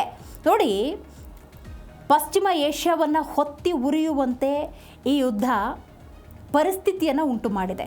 ಇಬ್ಬರು ಮಹಾನ್ ಶಕ್ತಿಗಳ ಕಾಳಗ ಕೇವಲ 2 ದೇಶಗಳಿಗೆ ಮಾತ್ರ ಸೀಮಿತವಾಗಿದೆಯಾ? ನೋ. ನೆರೆ ರಾಷ್ಟ್ರಗಳಾದ ಜೋರ್ಡಾನ್ ಇರ್ಬೋದು, ಸೌದಿ ಅರೇಬಿಯಾ ಇರ್ಬೋದು, ಬಹ್ರೇನ್ ಇರ್ಬೋದು, ಎಲ್ಲ ದೇಶಗಳ ಮೇಲೆ, ಪುಟ್ಟ ಪುಟ್ಟ ರಾಷ್ಟ್ರಗಳ ಮೇಲೆ ಕರಿ ಛಾಯೆ, ಕರಿ ನೆರಳಾವರಿಸ್ಬಿಟ್ಟಿದೆ. ಒಂದೆಡೆ ಸೈನಿಕರ ಭೀಕರ ಸಾವು ನೋವುಗಳು, ಇನ್ನೊಂದು ಕಡೆ ಸೌದಿ ಬಹ್ರೇನ್ನಲ್ಲಿ ಹೈ ಅಲರ್ಟ್ ಬೆದರಿಕೆಗಳು, ತೆರೆ ಮರೆಯಲ್ಲಿ ಸದ್ದಿಲ್ಲದೆ ರಾಜತಾಂತ್ರಿಕ ಮಾತುಗಳು ನಡೀತಾ ಇದ್ದರೂ ಕೂಡ ಯಾವುದೇ ಫಲಪ್ರದವಾಗುವಂಥ ಫಲಿತಾಂಶಗಳು ಬಂದಿಲ್ಲ. ಯಾಕಂತ ಹೇಳಿದ್ರೆ, ನೀವು ಗಮನಿಸಬಹುದು, ಅಮೇರಿಕ ಮತ್ತು ಇರಾನ್ನ ಯುದ್ಧ ಆಗ್ತಾ ಇದ್ದರೆ ಅಮೇರಿಕಾದ ಸೇನಾ ನೆಲೆಗಳು ಕೊಲ್ಲಿ ರಾಷ್ಟ್ರಗಳಲ್ಲಿ ಎಲ್ಲೆಲ್ಲಿದೆ ಅದನ್ನು ಇರಾನ್ ಟಾರ್ಗೆಟ್ ಮಾಡಿತ್ತು. ನೀವು ಕುವೈತ್ ತಗೊಳ್ಳಿ, ಕತಾರ್ ತಗೊಳ್ಳಿ, ಬಹ್ರೇನ್ ತಗೊಳ್ಳಿ, ಇಂಥ ಕೊಲ್ಲಿ ರಾಷ್ಟ್ರಗಳು ಏನೇನಿದೆ ಅದನ್ನೆಲ್ಲ ಇರಾನ್ ಟಾರ್ಗೆಟ್ ಮಾಡಿತ್ತು ಅಂದರೆ ಅರ್ಥ ಮಾಡ್ಕೋಬೇಕು, ಇದು ಅಮೇರಿಕ ಮತ್ತು ಇರಾನ್ ನಡುವಿನ ಯುದ್ಧವಾಗಿ ಉಳ್ಕೊಂಡಿಲ್ಲ. ಈಗ ನೋಡಿ, ಜೋರ್ಡಾನ್ ಪರಿಸ್ಥಿತಿ ಹೆಂಗಾಗಿದೆ, ಬಹ್ರೇನ್ ಪರಿಸ್ಥಿತಿ ಹೆಂಗಾಗಿದೆ ಅನ್ನೋದನ್ನು. DNA ಮುಂದಿನ ಸುದ್ದಿ ಭಾರತದ ನೆರೆ ರಾಷ್ಟ್ರ ಪಾಕಿಸ್ತಾನದ ವಿಚಾರ. ಪಾಕಿಸ್ತಾನದ ವಿಚಾರ ಅಂದಾಗ ಇದನ್ನು ಬಹಳ ಸೂಕ್ಷ್ಮ ಹಾಗೂ ಗಂಭೀರವಾಗಿ ನೋಡಬೇಕಾಗತ್ತೆ. ಪಾಕಿಸ್ತಾನದ ಸದ್ಯದ ಆರ್ಥಿಕ ಸ್ಥಿತಿ ಹೆಂಗಿದೆ ಅಂದರೆ, ಪಾಪರ್ ಅಂತ ಹೇಳಿದ್ರೆ ತಪ್ಪಾಗೋದಿಲ್ಲ. ಆರ್ಥಿಕವಾಗಿ ಒಂದು ಹಂತದ ಹಿನ್ನಡೆಯನ್ನು ಪಾಕಿಸ್ತಾನ ಈಗಾಗಲೇ ಅನುಭವಿಸ್ಬಿಟ್ಟಿದೆ. ಆದರೆ ರಾಜತಾಂತ್ರಿಕ ನಡೆ ಮಾರ್ಗಗಳು ಅಂದಾಗ ಯಾವ ಹಂತದಲ್ಲಿದೆ ಅಂತ ನೋಡೋದಾದರೆ ಆ ವಿಷಯದಲ್ಲೂ ಕೂಡ ಪಾಕಿಸ್ತಾನ ಕುಸಿದು ಹೋಗಿದೆ. ಬೇರೆ ಮಾರ್ಗ ಇಲ್ಲ ಅನ್ನುವಂಥ ಸನ್ನಿವೇಶ ಎದುರಾಗಿದೆ. ಹಾಗಾದರೆ ಪಾಕಿಸ್ತಾನದ ಸದ್ಯದ ಪರಿಸ್ಥಿತಿ ಹೇಗಾಗಿದೆ, ಯಾಕೆ ಹೇಗಾಗಿದೆ, ಏನು ಡೀಲ್ ಮಾಡೋಕ್ಕೆ ಹೊರಟಿತ್ತು, ಯಾವ ಮಧ್ಯಸ್ಥಿಕೆಯನ್ನು ವಹಿಸೋದಕ್ಕೆ ಹೋಗಿತ್ತು, ಯಾವ ಮಧ್ಯಸ್ಥಿಕೆಗೆ ಯಾವ ಬೆಲೆ ಕೇಳಕ್ಕೆ ಹೋಗಿತ್ತು, ಇದೆಲ್ಲವನ್ನೇ ಈಗ ಡೀಟೇಲಾಗಿ ನೋಡ್ತಾ ಹೋಗೋಣ. ಹೌದು, ಅಮೇರಿಕ ಮತ್ತು ಇರಾನ್ ನಡುವೆ ಬಹಳ ಯುದ್ಧ ನಡೀತಾ ಇತ್ತು. ಯಾಕಂದರೆ ಫೆಬ್ರವರಿ 28ರಿಂದ ನಿರಂತರವಾಗಿ ನಡೀತಾ ಇದ್ದಂತಹ ಯುದ್ಧ, ಆ ಯುದ್ಧದ ಪರಿಣಾಮವನ್ನು ಸ್ವತಃ ಅಮೇರಿಕ, ಇಸ್ರೇಲ್, ಇರಾನ್ ಅನುಭವಿಸ್ತಾ ಇದ್ವು. ಜಾಗತಿಕ ಮಟ್ಟದಲ್ಲಿ ಇದು ಬಹಳಷ್ಟು ಸಮಸ್ಯೆಯನ್ನು ಉಂಟು ಮಾಡಿತ್ತು. ಆ ಸಂದರ್ಭದಲ್ಲಿ ಸ್ವತಃ ಭಾರತದ ಯಾವುದೋ ನಾಗರಿಕ ಇರ್ಬೋದು, ಅಮೇರಿಕಾದ ನಾಗರಿಕರಿರ್ಬೋದು, ಯಾರೋ ಇರಾನ್ನ ನಾಗರಿಕರಿರ್ಬೋದು, ಎಲ್ಲರೂ ಒಂದನ್ನು ಬಯಸಿದ್ರು, ಯುದ್ಧ ಆದಷ್ಟು ಬೇಗ ನಿಂತು ಹೋಗಬೇಕು ಅಂತ. ಯಾರಾದರೂ ಮಧ್ಯಸ್ಥಿಕೆ ವಹಿಸ್ಬೋದಾ ಅಂತ ಕಾದು ಕೂತ್ಕೊಂಡಿದ್ರು. ಅಂತಹ ಸಂದರ್ಭದಲ್ಲಿ ಪಾಕಿಸ್ತಾನ ಮುಂದಕ್ಕೆ ಬಂತು. ಪಾಕಿಸ್ತಾನದ ಮಧ್ಯಸ್ಥಿಕೆಯಲ್ಲಿ ಇನ್ನೇನು ಒಪ್ಪಂದಕ್ಕೆ ಎಲ್ಲ ಸಹಿ ಅನ್ನುವಂಥ ಸನ್ನಿವೇಶ ಉಂಟಾಯಿತು, ಅದೂ ಕೂಡ ಆಯಿತು. ಆದರೆ ಅವತ್ತು ಆ ಮಧ್ಯಸ್ಥಿಕೆ ವಹಿಸಿದ್ದಕ್ಕೆ ಇವಾಗ ಬೆಲೆ ಕಟ್ಟುತ್ತಾ ಇದೆ ಪಾಕಿಸ್ತಾನ. ಅದರ ಡೀಟೇಲ್ಸನ್ನು ಈಗ ನೋಡ್ತಾ ಹೋಗೋಣ. ಹೌದು, ಪಾಕಿಸ್ತಾನ ಸದ್ಯ ಪಾಪರ್ ಅನ್ನುವಂಥ ಸನ್ನಿವೇಶವನ್ನು ಎದುರಿಸ್ತಾ ಇದೆ. ಆರ್ಥಿಕವಾಗಿ ಬಹಳಷ್ಟು ಹಿನ್ನಡೆಯನ್ನು ಪಾಕಿಸ್ತಾನ ಅನುಭವಿಸಿದ್ದಾರೆ, ಅದರಲ್ಲಿ ಎರಡು ಮಾತಿಲ್ಲ. ಆದರೆ ರಾಜತಾಂತ್ರಿಕ ಮಾರ್ಗ ಅಂದಾಗ ಅದಕ್ಕೆ ಆದಂಥ ಗಟ್ಟಿತನ ಇರಬೇಕಾಗತ್ತೆ. ಅದು ಯಾವುದೇ ದೇಶ ಆಗಿದ್ರೂ ಕೂಡ, ಅದು ಭಾರತ ಆಗಿರಲಿ, ಪಾಕಿಸ್ತಾನ ಆಗಿರಲಿ, ಅಮೇರಿಕ ಆಗಿರಲಿ, ಇರಾನ್ ಆಗಿರಲಿ, ಇಸ್ರೇಲೇ ಆಗಿರಲಿ, ರಾಜತಾಂತ್ರಿಕ ಅಂದಾಗ ಅಲ್ಲೇ ಆದಂಥ ಗಟ್ಟಿತನ ಇರಬೇಕಾಗತ್ತೆ. ಆದರೆ ಪಾಕಿಸ್ತಾನದ ವಿಷಯದಲ್ಲಿ ಆ ಯಾವುದೇ ಕ್ಲೂಸ್ ಸಿಗ್ತಾ ಇಲ್ಲ. ಯಾಕೆ ಏನು ನೋಡೋದಾದರೆ, ಪಾಕಿಸ್ತಾನದ ಆರ್ಥಿಕ ಪರಿಸ್ಥಿತಿ ತೀರಾ ಅಧೋಗತಿ ಹೋಗ್ಬಿಟ್ಟಿದೆ. ಪಾಕಿಸ್ತಾನಿ ರೂಪಾಯಿ ಮೌಲ್ಯ ದಿನದಿಂದ ದಿನಕ್ಕೆ ಕುಸಿದು ಹೋಗ್ತಾ ಇದೆ. IMF ನೀಡಿದ ಸಾಲದ ಕಂತುಗಳು ಕೂಡ ಈಗ ಮುಳುಗು ದೋಣಿಯನ್ನು ರಕ್ಷಿಸೋದಕ್ಕೆ ಸಾಧ್ಯ ಆಗ್ತಾ ಇಲ್ಲ. ಸಾಲದ ಮೇಲೆ ಸಾಲ ತೀರ್ಸೋಕ್ಕೆ ಸಾಲ, ಇದು ಪಾಕಿಸ್ತಾನದ ಪರಿಸ್ಥಿತಿ. ಈ ಹತಾಶೆಯಲ್ಲಿ ಪಾಕಿಸ್ತಾನ ಈಗ ಹೊಸದೊಂದು ಆಟಕ್ಕೆ ಕೈ ಹಾಕಿದೆ. ಅಸಲಿ ಪಾಕಿಸ್ತಾನದ ನಿಜ ಮುಖ ನೋಡಿ ಹೆಂಗಿದೆ ಅಂತ ಹೇಳಿ. ಇರಾನ್ ಮತ್ತು ಅಮೇರಿಕ ನಡುವೆ ಮಧ್ಯಸ್ಥಿಕೆ ವಹಿಸಿದ್ದಕ್ಕೆ, ಐ ರಿಪೀಟ್, ಅಮೇರಿಕ ಮತ್ತು ಇರಾನ್ನ ನಡುವೆ ಮಧ್ಯಸ್ಥಿಕೆ ವಹಿಸಿದ್ದಕ್ಕೆ ಪ್ರತಿಯಾಗಿ ಅಮೇರಿಕ ಬರೋಬ್ಬರಿ $10 ಬಿಲಿಯನ್, ಅಂದರೆ ಸುಮಾರು $10 ಶತಕೋಟಿ ಮಧ್ಯಸ್ಥಿಕೆ ಶುಲ್ಕವನ್ನು ಸಾಲದ ರೂಪದಲ್ಲಿ ಕೊಡಿ ಅಂತ ಕೇಳಿಕೊಂಡಿದೆ. ಪಾಕಿಸ್ತಾನದ ಹಣಕಾಸು ಸಚಿವ ಮೊಹಮ್ಮದ್ ಔರಂಗಜೇಬ್ ಅಮೇರಿಕಾದ ಖಜಾನೆ ಕಾರ್ಯದರ್ಶಿಗೆ ಅಧಿಕೃತ ಪತ್ರ ರವಾನೆ ಮಾಡಿದ್ದಾರೆ. ಪಾಕಿಸ್ತಾನದ ಪರಿಸ್ಥಿತಿ ಹೇಗಿದೆ ಅನ್ನೋದನ್ನು ವಿಶೇಷವಾಗಿ ಉಲ್ಲೇಖ ಮಾಡಬೇಕಾಗಿಲ್ಲ, ಯಾಕಂದರೆ ಇದು ಅಧಿಕೃತ ಪತ್ರ. ಇನ್ನು ವಿನಿಮಯ ಸ್ಥಿರೀಕರಣ ಸೌಲಭ್ಯ ಅಂದರೆ ಎಕ್ಸ್ಚೇಂಜ್ ಸ್ಟೆಬಿಲೇಷನ್ ಫೆಸಿಲಿಟಿ, ಇದರ ಅಡಿಯಲ್ಲಿ ಮುಂದಿನ 5 ವರ್ಷಗಳ ಅವಧಿಗೆ ಈ ಬೃಹತ್ ನೆರವನ್ನು ನೀಡಬೇಕು ಅಂತ ಮನವಿಯನ್ನು ಮಾಡಿಕೊಂಡಿರುವುದು. ಅಮೇರಿಕ ಈ ಹಣ ಸಿಕ್ಕರೆ ಮಾತ್ರ ಪಾಕಿಸ್ತಾನ ಬದುಕುಳಿಯೋದಕ್ಕೆ ಸಾಧ್ಯ ಅನ್ನುವಂಥ ಪರಿಸ್ಥಿತಿ ನಿರ್ಮಾಣವಾಗಿದೆ. ಹೌದು, ಬಹಳ ಮುಖ್ಯವಾಗಿ ಇಂಥ ಒಂದು ಸನ್ನಿವೇಶದಲ್ಲಿ ನೀವು ಗಮನಿಸಬಹುದು, ಪಾಕಿಸ್ತಾನ $10 ಬಿಲಿಯನ್ ಕೇಳಿರೋದು ಅಧಿಕೃತ ಮಾಹಿತಿ. ಆದರೆ ಇಂಥ ಭವಿಷ್ಯವನ್ನು ಹಿಂದೆ ಭಾರತ ನುಡಿದಿರುತ್ತೆ. ನಾವದನ್ನು ಈ ಸಂದರ್ಭದಲ್ಲಿ ರಿಕಾಲ್ ಮಾಡ್ಕೋಬೇಕು. ಯಾಕಂತ ಹೇಳಿದ್ರೆ, ಪಾಕಿಸ್ತಾನ ಒಂದು ಪಕ್ಷ ಮಧ್ಯಸ್ಥಿಕೆ ವಹಿಸಿದೆ ಅಂದರೆ ಅದು ಲಾಭ ಇಟ್ಕೊಳ್ಳದೆ ಅಲ್ಲ ಅನ್ನೋದನ್ನು ಈ ಹಿಂದೆ ಭಾರತ ಹೇಳಿತ್ತು. ಆ ಭವಿಷ್ಯ ಈಗ ನಿಜ ಆಗಿದೆ. ಅದ್ರ ಬಗ್ಗೆ ಒಂದಷ್ಟು ಮಾಹಿತಿ ಇದೆ. ಯಾಕಂದರೆ ಅಮೇರಿಕ, ಇರಾನ್, ಇಸ್ರೇಲ್ನ ಬಹಳ ದೊಡ್ಡ ಯುದ್ಧ ನಡೀತಾ ಇದ್ದಾಗ ಜಾಗತಿಕ ಮಟ್ಟದಲ್ಲಿ ಬಹಳಷ್ಟು ಸಮಸ್ಯೆಗಳನ್ನು ಪ್ರತಿಯೊಬ್ಬ ನಾಗರಿಕ ಅನುಭವಿಸಿದ್ದಾನೆ. ಯಾರಾದರೂ ಮಧ್ಯಸ್ಥಿಕೆ ವಹಿಸಬಾರ್ದಾ? ಇತರ ರಾಷ್ಟ್ರಗಳ ಪ್ರಧಾನಿಗಳು, ಅಧ್ಯಕ್ಷಗಳು, ಅಮೇರಿಕ ಅಧ್ಯಕ್ಷ ಡೊನಾಲ್ಡ್ ಟ್ರಂಪ್ ಜೊತೆ, ಅಲ್ಲಿನ ಸರ್ವೋಚ್ಚ ನಾಯಕ ಖಮೇನಿ ಜೊತೆ ಅಥವಾ ಇಸ್ರೇಲ್ ಜೊತೆ ಮಾತುಕತೆಯನ್ನು ನಡೆಸಬಾರ್ದಾ ಅನ್ನುವಂಥ ಸನ್ನಿವೇಶ ಎದುರಾಗಿತ್ತು. ಮಧ್ಯಕ್ಕೆ ಬಂದಿದ್ದು ಮಧ್ಯಸ್ಥಿಕೆ ವಹಿಸೋದಕ್ಕೆ ಪಾಕಿಸ್ತಾನ ಮಧ್ಯಸ್ಥಿಕೆ ವಹಿಸ್ತು, ಒಪ್ಪಂದವೂ ಆಯಿತು, ಡೊನಾಲ್ಡ್ ಟ್ರಂಪ್ ಸಹಿ ಹಾಕಿದ್ದು ಆಯಿತು. ಆದರೆ ಯಾವ ಲಾಭದ ಉದ್ದೇಶದಿಂದ ಅಮೇರಿಕ ಮತ್ತು ಇರಾನ್ ನಡುವಿನ ಯುದ್ಧ ನಿಲ್ಲಿಸೋದಕ್ಕೆ ಪಾಕಿಸ್ತಾನ ಮುಂದಾಗಿತ್ತು ಅನ್ನೋದು ಅಷ್ಟೇ ಇಂಪಾರ್ಟೆಂಟ್ ಅಲ್ವಾ? ಅದ್ರ ಬಗ್ಗೆ ನಾವು ನೋಡ್ತಾ ಹೋಗೋದಾದರೆ ನೋಡಿ, $10 ಬಿಲಿಯನ್ ಸಾಲದ ಮೊರೆಯನ್ನಿಟ್ಟಿದೆ. ಅಧಿಕೃತ ಪತ್ರವನ್ನು ರವಾನೆ ಮಾಡಿದೆ ಪಾಕಿಸ್ತಾನ. ಈ ವಿಚಾರವನ್ನು ಈ ಹಿಂದೆಯೇ ಭಾರತ ಬಹಿರಂಗಪಡಿಸಿತ್ತು. ಹೇಗೆ ಭಾರತ ಅವತ್ತು ಹೇಳಿದ ಮಾತು ನಿಜ ಆಗಿದೆ ನೋಡಿ. ಬ್ರೋಕರ್ ಕೆಲಸಕ್ಕೆ ಬೆಲೆ ನಿಗದಿ. ಪಾಕಿಸ್ತಾನ ಹಣಕ್ಕೋಸ್ಕರ ಏನು ಬೇಕಾದರೂ ಮಾಡುತ್ತೆ ಅಂಥೇಳಿ ಈ ಹಿಂದೆ ಭಾರತ ಹೇಳಿತ್ತು. ಆ ಮಾತು ಆ ಆರೋಪ ಇವತ್ತು ಸಾಬೀತಾಗಿದೆ. ನೀವು ಗಮನಿಸಬಹುದು, ಪಾಕಿಸ್ತಾನದ ಈ ನಡೆಯಿಂದಾಗಿ ಜಾಗತಿಕ ವೇದಿಕೆಯಲ್ಲಿ ಭಾರತ ಹಿಂದೆ ಹೇಳಿದಂಥ ಮಾತುಗಳು ಅಕ್ಷರಶಃ ನಿಜ ಆಗಿದೆ. ಪಾಕಿಸ್ತಾನ ಹಣಕ್ಕಾಗಿ ಏನು ಬೇಕಾದರೂ ಮಾಡುತ್ತೆ, ರಾಜತಾಂತ್ರಿಕತೆಯಲ್ಲಿ ಅದೊಂದು ವ್ಯಾಪಾರಿಯಂತೆ ನಡೆದುಕೊಳ್ತಿದೆ ಅಂತ ಭಾರತ ತೀವ್ರ ರೀತಿಯಲ್ಲಿ ವಾಗ್ದಾಳಿಯನ್ನು ನಡೆಸಿತ್ತು. ಅದು ಜಾಗತಿಕವಾಗಿ ಈಗ ಮಗದೊಮ್ಮೆ ಸಾಬೀತಾಗಿದೆ. ವಿದೇಶಾಂಗ ಸಚಿವ ಡಾಕ್ಟರ್ ಎಸ್ ಜೈಶಂಕರ್ ಈ ಹಿಂದೆ ಭಾರತ ಪಾಕಿಸ್ತಾನದಂತೆ ಮಧ್ಯಪ್ರಾಚ್ಯದಲ್ಲಾಗಲಿ ಜಾಗತಿಕ ಮಟ್ಟದಾಗಲಿ ಯಾವುದೇ ಕಾರಣಕ್ಕೂ ಬ್ರೋಕರ್ ಕೆಲಸ ಮಾಡೋದಿಲ್ಲ ಅಂತ ಖಾರವಾಗಿ ಹೇಳಿದ್ರು. ಐ ರಿಪೀಟ್, ಜೈಶಂಕರ್ ಅವರು ಅವತ್ತು ಏನು ಹೇಳಿದರು ಅಂತ, ಭಾರತ ಯಾವತ್ತೂ ಕೂಡ ಅಂದರೆ ಭಾರತ ಎಂದೂ ಕೂಡ ಪಾಕಿಸ್ತಾನದ ರೀತಿ ಮಧ್ಯಪ್ರಾಚ್ಯದಲ್ಲಾಗಲಿ ಅಥವಾ ಜಾಗತಿಕ ಮಟ್ಟದಲ್ಲಾಗಲಿ ಯಾವುದೇ ಹಣಕ್ಕೋಸ್ಕರ ನನಗೆ ಹಣ ಸಿಗುತ್ತೆ ಅನ್ನೋ ಕಾರಣಕ್ಕೆ ಬ್ರೋಕರ್ ಕೆಲಸ ಮಾಡೋದಿಲ್ಲ ಅಂತ ಹೇಳಿದರು. ಅದರ ಅರ್ಥ ಈಗ ಪಾಕಿಸ್ತಾನ ಏನು ಮಾಡ್ತಾ ಇದೆ ಅದೇನೆ, $10 ಬಿಲಿಯನ್ ಸಾಲದ ರೂಪದಲ್ಲಿ ನಾನು ಅವತ್ತು ಮಧ್ಯಸ್ಥಿಕೆ ವಹಿಸಿದ್ನಲ್ಲ ಕೊಡಿ ಅಂತ ಮೊರೆ ಇಡೋದರ ಇನ್ನರ್ ಮೀನಿಂಗ್ ಅಥವಾ ಒಳ ಅರ್ಥ. ಜೈಶಂಕರ್ ಅವರ ಮಾತುಗಳು ಇವತ್ತು ಜಗತ್ತಿನಾದ್ಯಂತ ಪ್ರತಿಧ್ವನಿಸ್ತಾ ಇದೆ. ಎಲ್ಲರೂ ಜೈಶಂಕರ್ ಅವರು ಅವತ್ತು ಹೇಳಿದ ಮಾತನ್ನು ಇವತ್ತು ಮಗದೊಮ್ಮೆ ಕೇಳಿಸ್ಕೊತಾ ಇದ್ದಾರೆ. ಲಾಭಕ್ಕಾಗಿ ಸಂಧಾನದ ಹಾದಿ ಹಿಡಿದಿದ್ದ ಪಾಕಿಸ್ತಾನ ತನ್ನ ಗೌರವವನ್ನು ಅಂತಾರಾಷ್ಟ್ರೀಯ ಮಟ್ಟದಲ್ಲಿ ಮಗದೊಮ್ಮೆ ಹರಾಜು ಹಾಕ್ಕೊಂಡಿದೆ. ಇದಕ್ಕಿಂತ ಬೇಕಾ ಪಾಕಿಸ್ತಾನದ ನಿಲುವು ನಿರ್ಧಾರ, ಪಾಕಿಸ್ತಾನ ಯಾವ ರೀತಿ ಯೋಚನೆ ಮಾಡುತ್ತೆ ಅನ್ನೋದನ್ನು ನಾವಿಲ್ಲಿ ಗಮನಿಸಬೇಕಾಗಿದೆ. ಇನ್ನೊಂದು ಪ್ರಮುಖ ವಿಚಾರವನ್ನು ನಾವಿಲ್ಲಿ ನೋಡಬೇಕಾಗಿದೆ. ಮಧ್ಯಪ್ರಾಚ್ಯದ ಸಂಘರ್ಷದಲ್ಲಿ ಪಾಕಿಸ್ತಾನದ ರೋಲ್ ಏನು, ಪಾಕಿಸ್ತಾನ ಏನು ಮಾಡೋದಕ್ಕೆ ಹೊರಟಿದೆ, ಯಾವ ಸಂದೇಶವನ್ನು ರವಾನೆ ಮಾಡಿದೆ. ನೀವು ಒಂದು ಗಮನಿಸಿದ್ರಿ, ಮೊದಲ ಬಾರಿ ಯುದ್ಧ ಆರಂಭ ಆದಾಗ ಮಧ್ಯಸ್ಥಿಕೆ ವಹಿಸಿತು. ಈಗ ಎರಡನೇ ಬಾರಿ ಯುದ್ಧ ಆಗಿದೆ, ನಾನು ಅವತ್ತು ಮಧ್ಯಸ್ಥಿಕೆ ವಹಿಸಿದ್ದಕ್ಕೆ $10 ಬಿಲಿಯನ್ ಕೊಟ್ಟುಬಿಡಿ ಸಾಲ ರೂಪದಲ್ಲಿ ಅಂತ ಕೇಳ್ಕೊಂಡಿದೆ.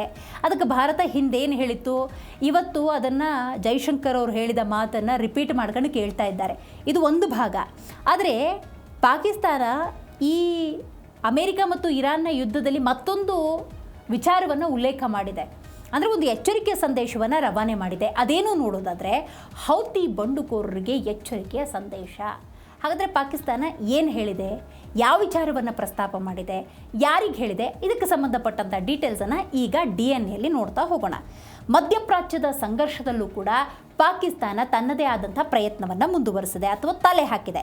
ಕೆಂಪು ಸಮುದ್ರದಲ್ಲಿ ವಾಣಿಜ್ಯ ಹಡಗುಗಳ ಮೇಲೆ ಮತ್ತು ಸೌದಿ ಅರೇಬಿಯಾದ ತೈಲ ರಫ್ತಿನ ಮೇಲೆ ಹೌತಿ ಬಂಡುಕೋರರು ನಡೆಸ್ತಾ ಇರುವ ದಾಳಿ ಹಾಗೂ ದಿಗ್ಬಂಧನವನ್ನು ಪಾಕ್ ವಿದೇಶಾಂಗ ಸಚಿವಾಲಯ ತೀವ್ರವಾಗಿ ಖಂಡಿಸಿದೆ. ಹೌತಿಗಳ ಈ ನಡೆ ಅಂತಾರಾಷ್ಟ್ರೀಯ ಕಾನೂನಿನ ಸ್ಪಷ್ಟ ಉಲ್ಲಂಘನೆ ಅಂತ ಪಾಕಿಸ್ತಾನ ಹೇಳಿದೆ. ಐ ರಿಪೀಟ್, ಹೌತಿಗಳ ಈ ನಡೆ ಅಂತಾರಾಷ್ಟ್ರೀಯ ಕಾನೂನಿನ ಸ್ಪಷ್ಟ ಉಲ್ಲಂಘನೆ ಅಂತ ಪಾಕಿಸ್ತಾನ ಹೇಳಿದೆ. ಸೌದಿ ಅರೇಬಿಯಾದ ಭೌಗೋಳಿಕ ಅಖಂಡತೆಗೆ ತನ್ನ ಬೆಂಬಲವನ್ನು ವ್ಯಕ್ತಪಡಿಸಿದೆ. ಅಷ್ಟೇ ಅಲ್ಲ, ಪಾಕಿಸ್ತಾನದ ಧ್ವಜ ಹೊಂದಿರುವ ಹಡಗುಗಳ ಮೇಲೆ ದಾಳಿ ನಡೆದರೆ ಆತ್ಮರಕ್ಷಣೆಗಾಗಿ ಪ್ರತ್ಯುತ್ತರ ನೀಡೋದಾಗಿ ಎಚ್ಚರಿಸಿದೆ. ಯಾಕಂದರೆ ಹಾರ್ಮುಜ್ ಜಲಸಂಧಿ ಕಂಟ್ರೋಲಲ್ಲೇ ಹಡಗುಗಳು ಸರಕುಗಳು ರವಾನೆ ಆಗಬೇಕಾಗಿರೋದ್ರಿಂದಾಗಿ ಆ ಒಂದು ಮಾರ್ಗದಲ್ಲಿ ಏನಾದರೂ ಪಾಕಿಸ್ತಾನದ ಹಡಗುಗಳಿಗೆ ಸರಕುಗಳಿಗೆ ತೊಂದರೆ ಆಯಿತು ಅನ್ನೋದಾದರೆ ನಮ್ಮ ಸೇನಾ ಸಾಮರ್ಥ್ಯವನ್ನು ಪ್ರದರ್ಶನ ಮಾಡಬೇಕಾಗತ್ತೆ ಅನ್ನುವಂಥ ಸಂದೇಶವನ್ನು ರವಾನೆ ಮಾಡಿದೆ. ಸೊ ಪಾಕಿಸ್ತಾನದ ಒಂದೊಂದೇ ಧೋರಣೆಗಳನ್ನು ನಾವಿಲ್ಲಿ ಅರ್ಥ ಮಾಡ್ಕೋಬೇಕು. ಕಳೆದ ಬಾರಿ ಮಧ್ಯಸ್ಥಿಕೆ, ಈ ಬಾರಿ ಮಧ್ಯಸ್ಥಿಕೆಗೆ ಬೆಲೆ, ಜೊತೆಗೆ ನೀವು ಗಮನಿಸಬಹುದು ಹೌತಿ ಬಂಡುಕೋರರಿಗೆ ಒಂದು ಪಾಕಿಸ್ತಾನ ಸ್ಪಷ್ಟ ಸಂದೇಶವನ್ನು ಕೂಡ ರವಾನೆ ಮಾಡಿದೆ. ಆದರೆ POKಯಲ್ಲಿ ಏನಾಗ್ತಿದೆ ಅನ್ನೋದು ಕೂಡ ಅಷ್ಟೇ ಇಂಪಾರ್ಟೆಂಟ್ ಆಗುತ್ತೆ. ಅದನ್ನು ಕೂಡ ನಾವು ಡೀಟೇಲಾಗಿ ನೋಡಬೇಕಾಗತ್ತೆ.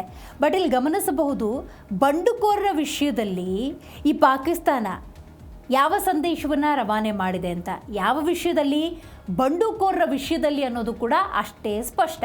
ಇನ್ನು ಪಾಕಿಸ್ತಾನದ ಮುಂದಿನ ನಡೆ, ಮುಂದಿನ ಯೋಚನೆ, ಇದ್ರ ಬಗ್ಗೆ ನೋಡೋದಾದರೆ POKಯಲ್ಲಿ ಇದು ಎಷ್ಟರ ಮಟ್ಟಿಗೆ ಅಶಾಂತಿಯನ್ನು ಉಂಟು ಮಾಡಿದೆ, POK ಪರಿಸ್ಥಿತಿ ಏನಾಗಿದೆ, ಇದನ್ನು ಕೂಡ ನಾವು ಡೀಟೇಲ್ ಆಗಿ ನೋಡ್ತಾ ಹೋಗಬೇಕಾಗತ್ತೆ. ಹಠಾತ್ ಹಣದುಬ್ಬರ, ಜೊತೆಗೆ ವಿದ್ಯುತ್ ದರ ಏರಿಕೆ, ರಾಜಕಾರಣಿಗಳ ಸವಲತ್ತುಗಳ ವಿರುದ್ಧ ವ್ಯಾಪಕ ಪ್ರತಿಭಟನೆ ನಡೀತಾ ಇದೆ. ನೋಡಿ, ಎಲ್ಲೇ ಯುದ್ಧ ಆಗಲಿ, ಅದು ಅಮೇರಿಕ ಇರಲಿ, ಇರಾನ್ ಆಗಲಿ, ಪಾಕಿಸ್ತಾನ ಆಗಲಿ, ಭಾರತ ಆಗಲಿ, ಒಂದು ಯುದ್ಧ ಆಗೋದು ಅಂದರೆ ಅಷ್ಟು ಸುಲಭದ ಮಾತಲ್ಲ. ಬಹಳಷ್ಟು ನಷ್ಟವನ್ನು ಅನುಭವಿಸ್ಬೇಕಾಗತ್ತೆ. ಅದನ್ನು ಇಡೀ ದೇಶ ಅನುಭವಿಸ್ಬೇಕಾಗತ್ತೆ, ಪರ್ಟಿಕ್ಯುಲರ್ ಪ್ಲೇಸ್ ಅಲ್ಲ, ಇಡೀ ದೇಶ ಅನುಭವಿಸ್ಬೇಕಾಗತ್ತೆ. ನೋಡಿ, POKಯಲ್ಲಿ ಇವತ್ತು ಪರಿಸ್ಥಿತಿ ತೀರಾ ಹದಗೆಟ್ಟುಬಿಟ್ಟಿದೆ. ಹಠಾತ್ ಬೆಲೆ ಏರಿಕೆ, ನಿಯಂತ್ರಣವಿಲ್ಲದ ವಿದ್ಯುತ್ ದರ, ರಾಜಕಾರಣಿಗಳ ಅನಗತ್ಯ ಸವಲತ್ತುಗಳ ಜನ ಮುಗಿ ಬೀಳ್ತಾ ಇದ್ದಾರೆ.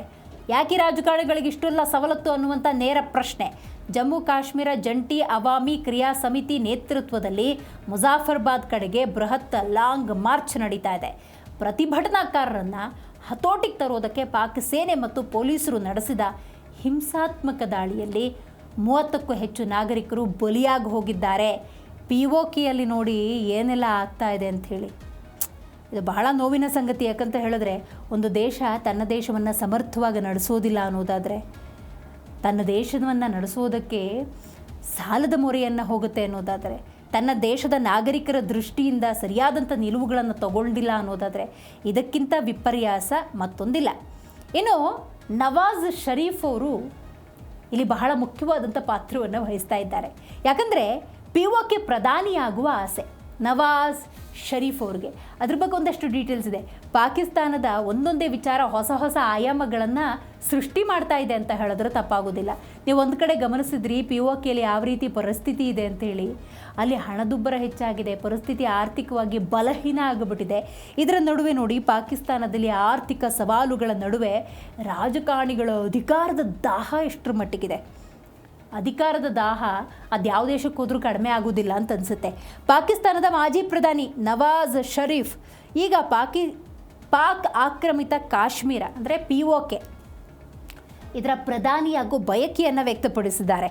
ಮುಜಾಫರಾಬಾದ್ನಲ್ಲಿ ನಡೆದ ಚುನಾವಣಾ ರ್ಯಾಲಿಯಲ್ಲಿ ಅವರು ಮಾತಾಡಿದ್ದಾರೆ. POK ನನಗೆ ತವರು ಪ್ರಾಂತ್ಯದಷ್ಟೇ ಪ್ರಿಯವಾದ ಎರಡನೇ ಮನೆ ಅಂತ ಹೇಳಿದ್ದಾರೆ. ಐ ರಿಪೀಟ್, POK ನನಗೆ ತವರು ಪ್ರಾಂತ್ಯದಷ್ಟೇ ಪ್ರಿಯವಾದ ಎರಡನೇ ಮನೆ ಅಂತ ಹೇಳಿ ನವಾಜ್ ಶರೀಫ್ ಹೇಳಿದ್ದಾರೆ.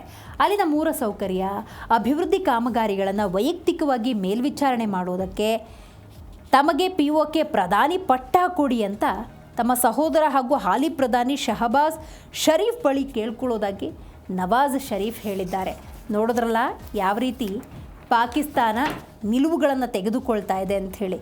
ಸೊ ಹಾಗಾಗಿ ಬಹಳ ಮುಖ್ಯವಾಗಿ ಪಾಕಿಸ್ತಾನದ ಪ್ರತಿಯೊಂದು ನಿಲುವು ನಿರ್ಧಾರ ಅನ್ನೋದು ಜಾಗತಿಕ ಮಟ್ಟದಲ್ಲಿ ಆ ಕಡೆ ಒಂದ್ಸಲ ನೋಡುವಂಥ ಪರಿಸ್ಥಿತಿಯನ್ನು ನಿರ್ಮಾಣ ಮಾಡಿದೆ. ಸೊ DNA ಮುಂದಿನ ಸುದ್ದಿಯನ್ನು ನೋಡ್ತಾ ಹೋಗೋದಾದರೆ, ಪುಟಿನ್ ಸಿ ಜಿನ್ಪಿಂಗ್ ಏನು ಮಾಡ್ತಿದ್ದಾರೆ ಅನ್ನುವಂಥ ಕುತೂಹಲವನ್ನು ಹೆಚ್ಚು ಮಾಡಿದೆ. DNA ಮುಂದಿನ ಸುದ್ದಿ ವೆರಿ ಇಂಟ್ರೆಸ್ಟಿಂಗ್. ಒಂದು ರೀತಿ ಆತಂಕವನ್ನು ಕೂಡ ಸೃಷ್ಟಿ ಮಾಡುತ್ತೆ ಅಂತ ಹೇಳಿದ್ರೆ ತಪ್ಪಾಗೋದಿಲ್ಲ. ಯಾಕೇನು ನೋಡ್ತಾ ಹೋಗೋದಾದರೆ, ಇಡೀ ಜಗತ್ತು ಪ್ರಸ್ತುತ ಆತಂಕದ ಪರಿಸ್ಥಿತಿಯನ್ನು ಎದುರಿಸ್ತಾ ಇದೆ. ಭಯದ ವಾತಾವರಣ ಇದೆ. ಯುದ್ಧದ ಸನ್ನಿವೇಶದಲ್ಲಿ ಯಾವಾಗ ಎಲ್ಲಿ ಏನಾಗುತ್ತೆ ಅನ್ನುವಂತಹ ಪ್ರಶ್ನೆಗಳನ್ನು ಹುಟ್ಟುಹಾಕಿದೆ. ಮಧ್ಯಪ್ರಾಚ್ಯದ ಈ ಯುದ್ಧ ಅಥವಾ ಅಮೇರಿಕ ಇರಾನ್ನ ಈ ನಡುವೆ ಯುದ್ಧ ಏನು ನಡೀತಾ ಇದೆ, ಇದು ಕ್ಷಿಪಣಿಗಳ ದಾಳಿಗೆ ಮಾತ್ರ ಸೀಮಿತವಾಗಿದೆಯಾ ಅನ್ನುವಂಥ ಪ್ರಶ್ನೆ. ಉತ್ತರ ಇಲ್ಲ ಅಂತಲೇ ಹೇಳ್ಬೋದು. ಯಾಕಂದರೆ ಇಲ್ಲಿ ಸ್ಯಾಟಲೈಟ್ ಗೇಮಿಂಗ್ ಸ್ವಲ್ಪ ಹೆಚ್ಚಾಗಿ ನಡೀತಾ ಇದೆ. ಯಾಕಂದರೆ ಒಂದು ಸಂವೇದನಶೀಲ ಇರಾನ್ನ ನೆಲದ ಮೇಲೆ ರಹಸ್ಯ ವಿಮಾನ ಲ್ಯಾಂಡ್ ಆಗುತ್ತೆ ಅನ್ನೋದಾದರೆ ಏನಾಗ್ತಾ ಇದೆ, ಅದರ ಹಿನ್ನೆಲೆ ಏನು, ಹೀಗೆ ಹಲವಾರು ಪ್ರಶ್ನೆಗಳು ಉದ್ಭವಿಸುತ್ತೆ. ಒಂದು ಕಡೆ ನೀವು ಗಮನಿಸ್ತಾ ಇದ್ದೀರಿ ರಷ್ಯಾ ಉಕ್ರೇನ್, ಮಗದೊಂದು ಕಡೆ ನೀವು ಗಮನಿಸ್ತಾ ಇದ್ದೀರಿ ಅಮೇರಿಕ ಮತ್ತು ಇರಾನ್ ನಡುವಿನ ಯುದ್ಧ. ಇದರ ನಡುವೆ ರಹಸ್ಯವಾಗಿ ಒಂದಷ್ಟು ಸ್ಯಾಟಲೈಟ್ ಗೇಮಿಂಗ್ಗಳು ಚಾಲ್ತಿಯಲ್ಲಿದ್ದಾವೆ. ಸಂವೇದನಶೀಲ ಜಾಗದಲ್ಲಿ ಒಂದು ವಿಮಾನ ಲ್ಯಾಂಡ್ ಆಗುತ್ತೆ ಅನ್ನೋದಾದರೆ ಯಾವ ಹೆಸರಿನ ವಿಮಾನ ಅದು, ಯಾವ ಕಾರಣಕ್ಕೆ ಇದಾಗ್ತಾ ಇದೆ, ಇಲ್ಲಿ ಕ್ಸಿ ಜಿನ್ಪಿಂಗ್ ಪುಟಿನ್ ಪಾತ್ರ ಏನು, ಆ ವಿಮಾನ ರಷ್ಯಾಕ್ಕೆ ಸೇರಿದ, ಹೀಗೆ ಹಲವು ಪ್ರಶ್ನೆಗಳು. ಇದಕ್ಕೆ ಸಂಬಂಧಪಟ್ಟಂಥ ಒಂದಷ್ಟು ಡೀಟೇಲ್ಸನ್ನು DNA ನೋಡ್ತಾ ಹೋಗೋಣ. DNA ಪ್ರಮುಖ ಸುದ್ದಿ ಇದು. ರಷ್ಯಾದ ಪ್ರಳಯ ವಿಮಾನ ಅದು ಇರಾನ್ನ ಸಂವೇದನಶೀಲ ಜಾಗದ ಮೇಲೆ ಲ್ಯಾಂಡ್ ಆದಂತಹ ಆ ವಿಮಾನದ ಸಂಪೂರ್ಣ ಮಾಹಿತಿಯನ್ನು ಈಗ ನೋಡ್ತಾ ಹೋಗೋಣ. ಹೌದು, ಅಣ್ವಸ್ತ್ರ ದಾಳಿ ಅಥವಾ ತುರ್ತು ಪರಿಸ್ಥಿತಿಯಲ್ಲಿ ಕಾರ್ಯನಿರ್ವಹಿಸುವ ಅತ್ಯಾಧುನಿಕ ವಿಮಾನ. ಒಂದು ಕಡೆ ನೀವು ಗಮನಿಸ್ತಾ ಇದ್ದೀರಿ ಇರಾನ್ ಮೇಲೆ ಅಮೇರಿಕಾದ ಬಾಂಬ್ಗಳ ಸುರಿಮಳೆ ಆಗ್ತಾ ಇದೆ. ಹೌದು, I-2I ಅಂತ ಹೇಳಿರ್ಬೋದು, ಕಣ್ಣಿಗೆ ಕಣ್ಣು ಅಂತ ಹೇಳಿರ್ಬೋದು. ನೀವು ನಮ್ಮ ಕಾರ್ಗನ್ನು ಮುಟ್ಟಿ ಇಲ್ಲ ಹಾರ್ಮೋಜ್ ಮುಟ್ಟಿ ನಾವು ಅದಕ್ಕೆ ಯಾವ ರೀತಿ ತಿರುಗೇಟನ್ನು ಕೊಡಬೇಕು ಅಂತ ಗೊತ್ತಿದೆ ಅಂತ ಇರಾನ್ ಹೇಳಿರ್ಬೋದು. ವಾಸ್ತವದಲ್ಲಿ ಇರಾನ್ ಕೂಡ ಹಂತ ಹಂತವಾಗಿ ನಷ್ಟವನ್ನು ಅನುಭವಿಸ್ತಾ ಇದೆ. ನಿರಂತರವಾಗಿ ಅಮೇರಿಕಾದ ಬಾಂಬ್ಗಳ ದಾಳಿ ಆಗ್ತಾ ಇದೆ. ಮತ್ತೊಂದು ಕಡೆ ಇಡೀ ಜಗತ್ತನ್ನೇ ಬೆಚ್ಚಿ ಬೀಳಿಸಿದ ರಷ್ಯಾದ ಆ ಒಂದು ರಹಸ್ಯ ಹೆಜ್ಜೆ. ಜುಲೈ 13ರಂದು ಇರಾನ್ನ ಇಮಾಮ್ ಖಮೇನಿ ಏರ್ಪೋರ್ಟ್ನಲ್ಲಿ ಬಂದು ಲ್ಯಾಂಡ್ ಆಗಿದ್ದು ಸಾಮಾನ್ಯ ವಿಮಾನ ಅಲ್ಲ, ಅದು ರಷ್ಯಾದ ಅತಿ ಭಯಾನಕ ಡೂಮ್ಸ್ಡೇ ಪ್ಲೇನ್. ಅಣ್ವಸ್ತ್ರ ದಾಳಿಯಲ್ಲಿ ಆಗಸದಲ್ಲೇ ಕಮಾಂಡ್ ಸೆಂಟರ್ ಆಗಿ ಕೆಲಸ ಮಾಡುವ ವಿಮಾನ ಅದು. ಅಂತಿಮವಾಗಿ ಟೆಹರಾನ್ನಿಂದ ಮಾಸ್ಕೋಗೆ ಹೋಗದೆ 11,500 ಕಿಲೋಮೀಟ್ರ್ ಸುತ್ತಿ ಅದು ಬೀಜಿಂಗಿಗೆ ಯಾಕೆ ಬಂತು? ಇರಾನ್ನ ಟಾಪ್ ಲೀಡರ್ಸ್ನ ಸೀಕ್ರೆಟ್ ಆಗಿ ಶಿಫ್ಟ್ ಮಾಡಲಾಯಿತೆ ಆ ವಿಮಾನವನ್ನು. ಹಾಗಾಗಿ ಇದು ಕುತೂಹಲವನ್ನು ಹೆಚ್ಚು ಮಾಡಿದೆ. ಅಂದರೆ ಸೀಕ್ರೆಟಾಗಿ ಇದನ್ನು ಶಿಫ್ಟ್ ಮಾಡಲಾಯ್ತಾ? ಈ ವಿಮಾನ ಯಾವ ಕಾರಣಕ್ಕೆ ಬಂತು? ಹೀಗೆ ಹಲವು ಪ್ರಶ್ನೆಗಳು ಉದ್ಭವಿಸಿದೆ. ಹಾಗಾಗಿ ವಿಶ್ವ ಬ್ಯಾಂಕ್ ಒಂದು ಸ್ಪಷ್ಟ ಸಂದೇಶವನ್ನು ರವಾನೆ ಮಾಡಿದೆ. ಏನದು ಸ್ಪಷ್ಟ ಸಂದೇಶ? ಯಾವ ವಿಚಾರವನ್ನು ಪ್ರಸ್ತಾಪ ಮಾಡ್ತಾ ಇದೆ? ವಿಶ್ವದಾದ್ಯಂತ ಯುದ್ಧದ ಸನ್ನಿವೇಶಗಳು ನಡೀತಾ ಇದ್ದಾಗ ವಿಶ್ವ ಬ್ಯಾಂಕ್ ಸುಮ್ಮನೆ ಕೂರೋದಕ್ಕೂ ಕೂಡ ಸಾಧ್ಯವಾಗುವುದಿಲ್ಲ. ಯಾಕಂದರೆ ಇದು ನಾಗರಿಕರ ಜೀವದ ಪ್ರಶ್ನೆ, ಆರ್ಥಿಕತೆಯ ಪ್ರಶ್ನೆ, ದೇಶಗಳ ನಡುವಿನ ಸಾಮರಸ್ಯದ ಪ್ರಶ್ನೆ. ಇರಾನ್ ನೆಲದಲ್ಲಿ ಯುದ್ಧದ ಬೆಂಕಿ ಅನ್ನೋದು ಹೆಚ್ಚಾಗಿದೆ. ಇದು ಕೇವಲ ಕ್ಷಿಪಣಿಗಳ ದಾಳಿಗೆ ಸೀಮಿತ ಆಗಿಲ್ಲ. ಅಂದರೆ ಈ ಯುದ್ಧ ನಮ್ಮ ಜೇಬಿಗೆ ಬೆಂಕಿ ಹಚ್ಚುತ್ತೆ ಅಂತ ವಿಶ್ವ ಬ್ಯಾಂಕ್ ಭೀಕರ ಎಚ್ಚರಿಕೆಯನ್ನು ಕೊಟ್ಟಿದೆ. ಈ ಸಮರ ಏನಾದ್ರು ಹೀಗೆ ಮುಂದುವರಿಯಿತು ಅನ್ನೋದಾದರೆ 2026ರಲ್ಲಿ ಜಾಗತಿಕ ಆರ್ಥಿಕ ಬೆಳವಣಿಗೆ ಶೇಕಡ 1.3ಕ್ಕೆ ಕುಸಿಯುತ್ತೆ. ಪ್ರಗತಿಯ ಚಕ್ರ ಸಂಪೂರ್ಣವಾಗಿ ಸ್ಥಗಿತವಾಗುತ್ತೆ. ಜಾಗತಿಕ ಹಣದುಬ್ಬರ ಶೇಕಡ 4.5ಕ್ಕೆ ಏರಿಕೆಯಾಗಿ ದಿನ ಬಳಕೆ ಮಾಡುವಂತಹ ವಸ್ತುಗಳ ಬೆಲೆ ಗಗನಕ್ಕೇರುತ್ತೆ. ಬೆಲೆಯೇ ಬೆಂಕಿಯಾಗಿ ಹೋಗುತ್ತೆ ಅಂತ ವಿಶ್ವ ಬ್ಯಾಂಕ್ ಕೊಟ್ಟಿರುವಂತಹ ಸ್ಪಷ್ಟ ಸಂದೇಶ ಇದು. ಸಮುದ್ರ ಮಾರ್ಗದಲ್ಲಿ ಹಡಗುಗಳ ಸಂಚಾರ ಬಂದಾಗಿ ಪೂರೈಕೆಯ ಸರಪಳಿಯೇ ಅಸ್ತವ್ಯಸ್ತ ಆಗುತ್ತೆ. ಪರಿಣಾಮ ಹೊಸ ಕಂಪನಿಗಳು ಬರೋದೇ ಇಲ್ಲ. ಇದ್ದ ಕಂಪನಿಗಳು ನಷ್ಟಕ್ಕೊಳಗಾಗ್ತವೆ. ಕೋಟಿ ಉದ್ಯೋಗಿಗಳು ರಸ್ತೆಗೆ ಬರ್ತಾರೆ, ಬೀದಿಗೆ ಬೀಳ್ತಾರೆ ಎನ್ನುವಂತಹ ಸ್ಪಷ್ಟ ಸಂದೇಶವನ್ನು ವಿಶ್ವ ಬ್ಯಾಂಕ್ ರವಾನೆ ಮಾಡಿದೆ. ಹೌದು, ಯಾಕಂತ ಹೇಳಿದ್ರೆ ಒಂದು ದೇಶ ಮತ್ತು ಮತ್ತೊಂದು ದೇಶ ಅಂದಾಗ ಆಹಾರ ಸರಪಳಿ ಇರುತ್ತೆ, ಆಮದು ರಫ್ತು ಪ್ರಕ್ರಿಯೆಗಳು ನಡೀತವೆ. ಇವಕ್ಕೇನಾದರೂ ಬ್ರೇಕ್ ಬಿತ್ತು ಅನ್ನೋದಾದರೆ ಹೊಸ ಉದ್ಯೋಗವೂ ಸೃಷ್ಟಿಯಾಗೋದಿಲ್ಲ. ಇರುವಂಥ ಕಂಪನಿಗಳು ಕೂಡ ನೆಲ ಕಚ್ತವೆ, ಉದ್ಯೋಗಿಗಳು ಬೀದಿಗೆ ಬರಬೇಕಾಗತ್ತೆ. ಇಂತಹ ಒಂದು ಸನ್ನಿವೇಶ ಎದುರಾಗುತ್ತೆ ಅಂತ ಹೇಳಿ ವಿಶ್ವ ಬ್ಯಾಂಕ್ ಸ್ಪಷ್ಟ ಸಂದೇಶವನ್ನು ರವಾನೆ ಮಾಡಿದೆ. ಹಣದುಬ್ಬರ ಮುಂದೆ ಯಾವ ರೀತಿಯ ಪರಿಸ್ಥಿತಿಗೆ ತಲುಪುತ್ತೆ ಅನ್ನುವಂಥ ಸ್ಪಷ್ಟ ಸಂದೇಶವನ್ನು ಕೊಟ್ಟಿರೋದ್ರಿಂದಾಗಿ ಇದನ್ನು ಯಾವ ರೀತಿ ಅಮೇರಿಕ ಪರಿಗಣಿಸುತ್ತೆ, ಇರಾನ್ ಇದನ್ನು ಯಾವ ರೀತಿ ನೋಡುತ್ತೆ ಅನ್ನೋದು ಕೂಡ ಅಷ್ಟೇ ಮುಖ್ಯ. ಹಾಗಾದರೆ ಏನೆಲ್ಲ ಸಮಸ್ಯೆಗಳಾಗುತ್ತೆ?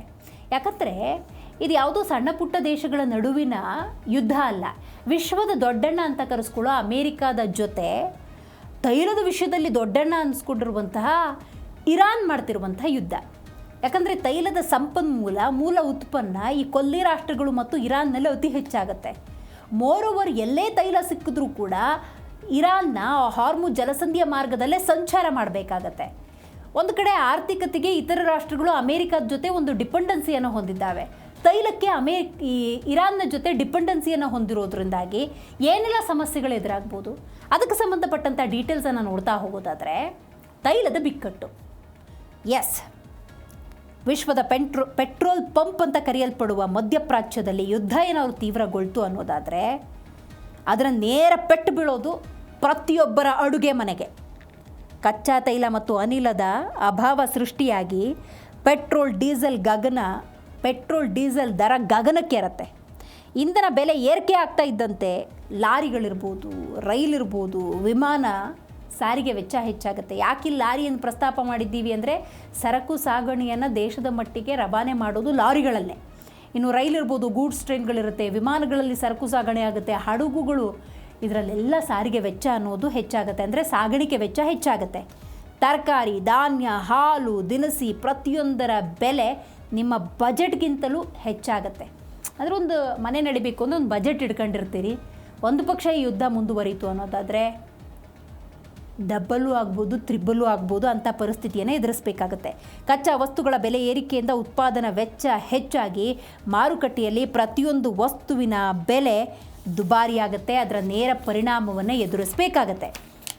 ಹಾಗಾದರೆ ಮುಂದೆ ಏನೆಲ್ಲ ಆಗಬಹುದು, ಯಾವ ರೀತಿಯ ಸಮಸ್ಯೆಗಳನ್ನು ಎದುರಿಸಬಹುದು ಅದರ ಬಗ್ಗೆ ನೋಡೋದಾದರೆ, ಜಗತ್ತು ಒಂದು ಪಕ್ಷ ಯುದ್ಧವನ್ನು ಅನುಭವಿಸಲೇಬೇಕಾದಂಥ ಪರಿಸ್ಥಿತಿ ನಿರ್ಮಾಣ ಆದರೆ ಹಸಿವಿನ ಕಂಟಕವನ್ನು ಎದುರಿಸಬೇಕಾಗತ್ತೆ. ಹೌದು, ಅದರಲ್ಲಿ ಎರಡು ಮಾತೇ ಇಲ್ಲ. ಇದಕ್ಕೆ ಸಂಬಂಧಪಟ್ಟಂಥ ಒಂದಷ್ಟು ಡೀಟೇಲ್ಸ್ ಇದೆ. ನೋಡ್ತಾ ಹೋಗೋದಾದರೆ ಒಂದು ಕಡೆ ಯುದ್ಧ ನಡೀತಾ ಇದೆ, ತೈಲದ ಬಿಕ್ಕಟ್ಟು, ಆಹಾರ ಪೂರೈಕೆಯ ಸರಪಳಿಯಲ್ಲಿ ವ್ಯತ್ಯಯ ಮತ್ತು ಆಹಾರ ಸಾಮಗ್ರಿಗಳ ಬೆಲೆ ಏರಿಕೆ, ದೇಶಗಳ ನಡುವಿನ ಸಂಪರ್ಕ ಅನ್ನೋದು ಕಡಿತವಾಯಿತು ಅನ್ನೋದಾದರೆ ಈ ಯುದ್ಧದಿಂದಾಗಿ ಏನೆಲ್ಲ ಪರಿಣಾಮಗಳನ್ನು ಎದುರಿಸಬೇಕಾಗತ್ತೆ ಅನ್ನುವಂತಹ ಒಂದಷ್ಟು ಮಾಹಿತಿ ನೋಡಿ. ಜಗತ್ತಿಗೆ ಹಸಿವಿನ ಕಂಟಕ ಎದುರಾಗತ್ತೆ. ಹೆಂಗೆ ಅಂತ ನಾನು ಹೇಳ್ತಾ ಹೋಗ್ತೀನಿ. ಕೃಷಿಗೆ ಬೇಕಾದಂಥ ಗಂಧಕ, ಹೀಲಿಯಂ, ರಸಗೊಬ್ಬರಗಳ ಪೂರೈಕೆ ನಿಂತು ಹೋಗುತ್ತೆ. ಬೆಳೆಗಳ ಇಳುವರಿ ಭಾರೀ ಪ್ರಮಾಣದಲ್ಲಿ ಕುಸಿದು ಹೋಗುತ್ತೆ. ಅಕ್ಕಿ, ಗೋಧಿ, ಪ್ರಮುಖ ಆಹಾರ ಧಾನ್ಯಗಳಿಗೆ ಕೃತಕ ಅಭಾವ ಸೃಷ್ಟಿಯಾಗುತ್ತೆ. ಹೀಗಾಗಿ ಈ ರೀತಿಯ ಹಲವು ಸಮಸ್ಯೆಗಳನ್ನು ಎದುರಿಸಬೇಕಾಗತ್ತೆ. ಇನ್ನು ಮುಂದಿನ ಡೀಟೇಲ್ಸನ್ನು ನಾವು ನೋಡ್ತಾ ಹೋಗಬೇಕಾಗತ್ತೆ. ಬಹಳ ಮುಖ್ಯವಾಗಿ ಮುಂದೇನಾಗುತ್ತೆ ಅನ್ನೋದು. ಹೌದು, ಜಾಗತಿಕವಾಗಿ ರಾಜಕೀಯ ಮತ್ತು ಬಡ ರಾಷ್ಟ್ರಗಳ ಬಿಕ್ಕಟ್ಟು ಅನ್ನೋದು ಎಷ್ಟರ ಮಟ್ಟಿಗೆ ಹೆಚ್ಚಾಗತ್ತೆ ಅಂತ. ಈಗ ಸಮಗ್ರವಾಗಿ ವಿಶ್ವವನ್ನು ನೋಡಬೇಕಾದ್ರೆ ಆರ್ಥಿಕವಾಗಿ ಬಲವಾಗಿರುವಂಥ ರಾಷ್ಟ್ರಗಳನ್ನು ನಾವು ನೋಡ್ತೀವಿ, ಬಡ ರಾಷ್ಟ್ರಗಳನ್ನು ನಾವು ನೋಡ್ತೀವಿ. ಎಲ್ಲಿ ಸಿರಿವಂತ ರಾಷ್ಟ್ರಗಳಿಗೆ ಅಂತಹ ಒಂದು ಕೊಡಲಿಪೆಟ್ಟು ಬೀಳಿಲ್ಲ ಅಂದರೂ ಮಧ್ಯಮ ಮತ್ತು ಬಡ ರಾಷ್ಟ್ರಗಳು ಅನುಭವಿಸಲೇಬೇಕಾಗತ್ತೆ. ಅದರ ಬಗ್ಗೆ ಒಂದಷ್ಟು ಡೀಟೇಲ್ಸನ್ನು ನೋಡ್ತಾ ಹೋಗೋದಾದರೆ ಬಹಳ ವ್ಯತಿರಿಕ್ತವಾದಂಥ ಪರಿಣಾಮವನ್ನು ಯುದ್ಧದ ಸಂದರ್ಭದಲ್ಲಿ ಎದುರಿಸಲೇಬೇಕಾದಂಥ ಪರಿಸ್ಥಿತಿ ನಿರ್ಮಾಣವಾಗುತ್ತೆ. ಹೇಗೆ ಅಂತ ನಾವು ನೋಡ್ತಾ ಹೋಗೋದಾದರೆ ಬಹಳ ಮುಖ್ಯವಾಗಿ ಸದ್ಯದ ಪರಿಸ್ಥಿತಿಯಲ್ಲಿ ಇರುವಂಥ ಮಾಹಿತಿಯ ಪ್ರಕಾರ 32 ದೇಶಗಳು ಕಂಗಾಲಾಗಿ ಹೋಗಿದ್ದಾವೆ. ಬಜೆಟ್ಗೆ ಕತ್ತರಿ ಬೀಳುತ್ತೆ, ಸಾಲದ ಸುಳಿಗೆ ಸಿಲುಕ್ತವೆ. ಕಡಿಮೆ ಹಾಗೂ ಮಧ್ಯಮ ಆದಾಯದ ರಾಷ್ಟ್ರಗಳು ಮೆಡಿಸಿನ್, ಆಯಿಲ್ ಸಂಪೂರ್ಣ ಸ್ತಬ್ಧವಾಗಿ ಹೋಗುತ್ತೆ ಈ ಯುದ್ಧ ಮುಂದುವರೆದ್ರೆ. ಶ್ರೀಲಂಕಾ ಹಾಗೂ ಪಾಕಿಸ್ತಾನದಂತೆ ವಿದೇಶಿ ವಿನಿಮಯ ಕೊರತೆ ಭೀತಿ ಸಾಧ್ಯತೆ. ಯಾಕಂದರೆ ಪಾಕಿಸ್ತಾನದ ಆರ್ಥಿಕ ಪರಿಸ್ಥಿತಿ ಹೆಂಗಿದೆ ಅನ್ನೋದನ್ನು ವಿಶೇಷವಾಗಿ ಉಲ್ಲೇಖ ಮಾಡಬೇಕಾಗಿಲ್ಲ. ಶ್ರೀಲಂಕಾ ಹೆಂಗೆ ದಿವಾಳಿ ಆಯಿತು ಅನ್ನೋದನ್ನು ಪ್ರತಿಯೊಬ್ಬರು ಕೂಡ ಗಮನಿಸಿದ್ದಾರೆ. ಬಜೆಟ್ಗೆ ಕತ್ತರಿ ಬೀಳುತ್ತೆ, ಸಾಲದ ಬಡ್ಡಿ ಕಟ್ಟೋದ್ರಲ್ಲೇ ಸರ್ಕಾರ ಬ್ಯುಸಿಯಾಗುತ್ತೆ. ಶಿಕ್ಷಣ, ಆರೋಗ್ಯ ಇವೆಲ್ಲವೂ ಕೂಡ ಸಂಪೂರ್ಣ ಸ್ಥಗಿತ ಆಗುತ್ತೆ. ಕೊಲ್ಲಿಯಲ್ಲಿ ಉದ್ವಿಗ್ನತೆ ಆಗುತ್ತೆ. ಉಕ್ರೇನ್ ಹಾಗೆಯೇ ಮಿಡಲ್ ಈಸ್ಟ್ ದೇಶಗಳ ಡಿಫೆನ್ಸ್ನಿಂದ ಟೆನ್ಷನ್ ಅನ್ನೋದು ಹೆಚ್ಚಾಗುತ್ತೆ ಅನ್ನೋದರಲ್ಲಿ ಎರಡು ಮಾತಿಲ್ಲ. ಸೊ ಹಾಗಾಗಿ ನೀವು ಗಮನಿಸಬಹುದು ಯುದ್ಧ ಹೀಗೆ ಮುಂದುವರೆದ್ರೆ ಯಾವ ರೀತಿಯ ಪರಿಸ್ಥಿತಿ ನಿರ್ಮಾಣವಾಗುತ್ತೆ ಅಂತ. ಇಷ್ಟೋ ತನಕ ನಾವು DNA ಅಮೇರಿಕ ಮತ್ತು ಇರಾನ್ ನಡುವಿನ ಯುದ್ಧ, ಪಾಕಿಸ್ತಾನ ತನ್ನ ಬೇಳೆನ ಹೆಂಗೆ ಬೇಯಿಸ್ಕೊಳ್ತಾ ಇದೆ, ಈ ಯುದ್ಧದ ಪರಿಣಾಮ ಜಾಗತಿಕ ಮಟ್ಟದಲ್ಲಿ ಹೇಗಾಗುತ್ತೆ ಅನ್ನೋದನ್ನು ನಾವು ಡೀಟೇಲ್ ಆಗಿ ನೋಡ್ತಾ ಇದ್ವಿ. ಬಹಳ ಮುಖ್ಯವಾಗಿ ಇದು ಒಂದು ಆಯಾಮ. ಆದರೆ ಶೇರ್ ಮಾರ್ಕೆಟ್ ನೀವು ಭಾರತವನ್ನು ಪರಿಗಣಿಸಿದರೂ ಕೂಡ ಅಪ್ರಾಕ್ಸಿಮೇಟ್ಲಿ 7% ಜನ ಈ ಶೇರ್ ಮಾರ್ಕೆಟ್ನಲ್ಲಿ ಇನ್ವೆಸ್ಟ್ ಮಾಡೋದಿರ್ಬೋದು, ಇದರ ಬಗ್ಗೆ ಒಂದಷ್ಟು ಗಮನವನ್ನು ಹರಿಸ್ತಾನೆ ಇರ್ತಾರೆ. ಆದರೆ ಇದು ಶೇರ್ ಮಾರ್ಕೆಟ್ ಮೇಲೆ ಯುದ್ಧ ಅನ್ನೋದು ಯಾವ ರೀತಿಯ ಪರಿಣಾಮವನ್ನು ಬೀರುತ್ತೆ ಅನ್ನೋದನ್ನು ನೋಡ್ತಾ ಹೋಗ್ಬೋದು. ನೋಡಿ, 2026ರ ಮೊದಲ 6 ತಿಂಗಳಲ್ಲಿ ವಿದೇಶಿ ಹೂಡಿಕೆದಾರರು 2.7 ಲಕ್ಷ ಕೋಟಿಯನ್ನು ಹಿಂಪಡ್ಕೊಂಡಿದ್ದಾರೆ. ಶೇರ್ ಮಾರ್ಕೆಟ್ ಹೆಂಗೆ ಕುಸಿದು ಹೋಗಿದೆ ಅನ್ನೋದಕ್ಕೆ ಇದೊಂದು ಇನ್ಪುಟ್ ಅಥವಾ ಅಂಕಿಅಂಶ. ವಿದೇಶಿ ಹೂಡಿಕೆದಾರರ ಹಣ ಹಿಂತೆಗೆತದಿಂದ ಷೇರು ಮಾರುಕಟ್ಟೆ ಅಭಿವೃದ್ಧಿಶೀಲ ದೇಶಗಳ ಪೈಕಿ ಕಳಪೆ ಸಾಧನೆ ಮಾಡಿದೆ. ಇದಕ್ಕಿಂತ ಬೇಕಾ? 2020-21ರಲ್ಲಿ 43.9 ಬಿಲಿಯನ್ ಇದ್ದ ನಿವ್ವಳ FDI ಇನ್ನು 2024-25ರ ವೇಳೆಗೆ $0.96 ಬಿಲಿಯನ್ ಕುಸಿತ ಆಗಿದೆ. ಅರ್ಥ ಮಾಡ್ಕೋಬೇಕು ಶೇರ್ ಮಾರ್ಕೆಟ್ ಹೆಂಗೆ ಅಧೋಗತಿಗೆ ಹೋಗ್ತಾ ಇದೆ. ಕೇವಲ 4 ತಿಂಗಳಲ್ಲಿ ಭಾರತದ ಫಾರೆಕ್ಸ್ ರಿಸರ್ವ್ $61 ಬಿಲಿಯನ್ ಕಡಿಮೆಯಾಗಿ ಹೋಗಿದೆ. US ಸುಂಕ ಭೀತಿ, ತೈಲ ಬಿಕ್ಕಟ್ಟು, ಜಾಗತಿಕ ಆರ್ಥಿಕ ಅನಿಶ್ಚಿತತೆಯೇ ಹೂಡಿಕೆದಾರರ ಈ ಹಿಂದೇಟಿಗೆ ಕಾರಣ ಅಂತ ಹೇಳಿದ್ರೆ ತಪ್ಪಾಗೋದಿಲ್ಲ. ಇದು ಯುದ್ಧದ ಪರಿಸ್ಥಿತಿ.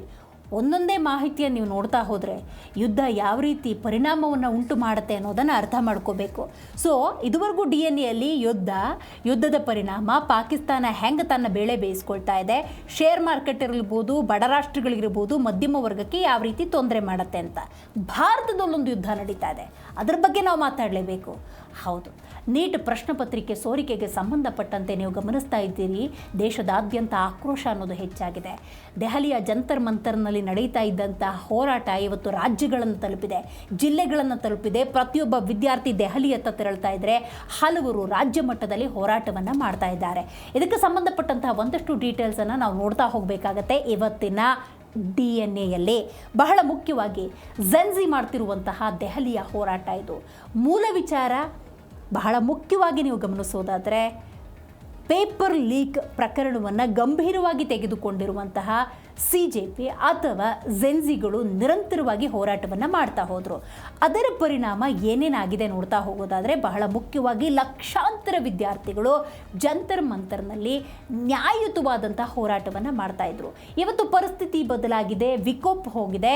ಪ್ರಧಾನಿ ನರೇಂದ್ರ ಮೋದಿ ಕೂಡ ಇದರ ಬಗ್ಗೆ ಮಾತಾಡಿದ್ದಾರೆ. ಆ ಡೀಟೇಲ್ಸನ್ನು ನಾವು ನೋಡ್ತಾ ಹೋಗೋದಾದರೆ, ಪ್ರಮುಖವಾಗಿ ನೀಟ್ ಪರೀಕ್ಷಾ ಅಕ್ರಮವನ್ನು ಖಂಡಿಸಿ ನಿರಂತರವಾಗಿ ನಡೀತಾ ಇರುವಂತಹ ಕಾಕ್ರೋಚ್ ಜನತಾ ಪಾರ್ಟಿ ಮತ್ತು ಸಾವಿರಾರು ಜೆನ್ಸಿಗಳ ಹೋರಾಟ ಇದು. ಅಂದರೆ ಈ ಹೋರಾಟ ಹೆಂಗೆ ಆರಂಭ ಆಯಿತು ಏನು ಎತ್ತ ನೋಡ್ತಾ ಹೋಗೋದಾದರೆ, ಇದು ಕಾಕ್ರೋಚ್ ಜನತಾ ಪಾರ್ಟಿ ಅಥವಾ CJPಯ ಹೋರಾಟ ಅಥವಾ ಸಾವಿರಾರು ಜೆನ್ಸಿಗಳ ಹೋರಾಟ.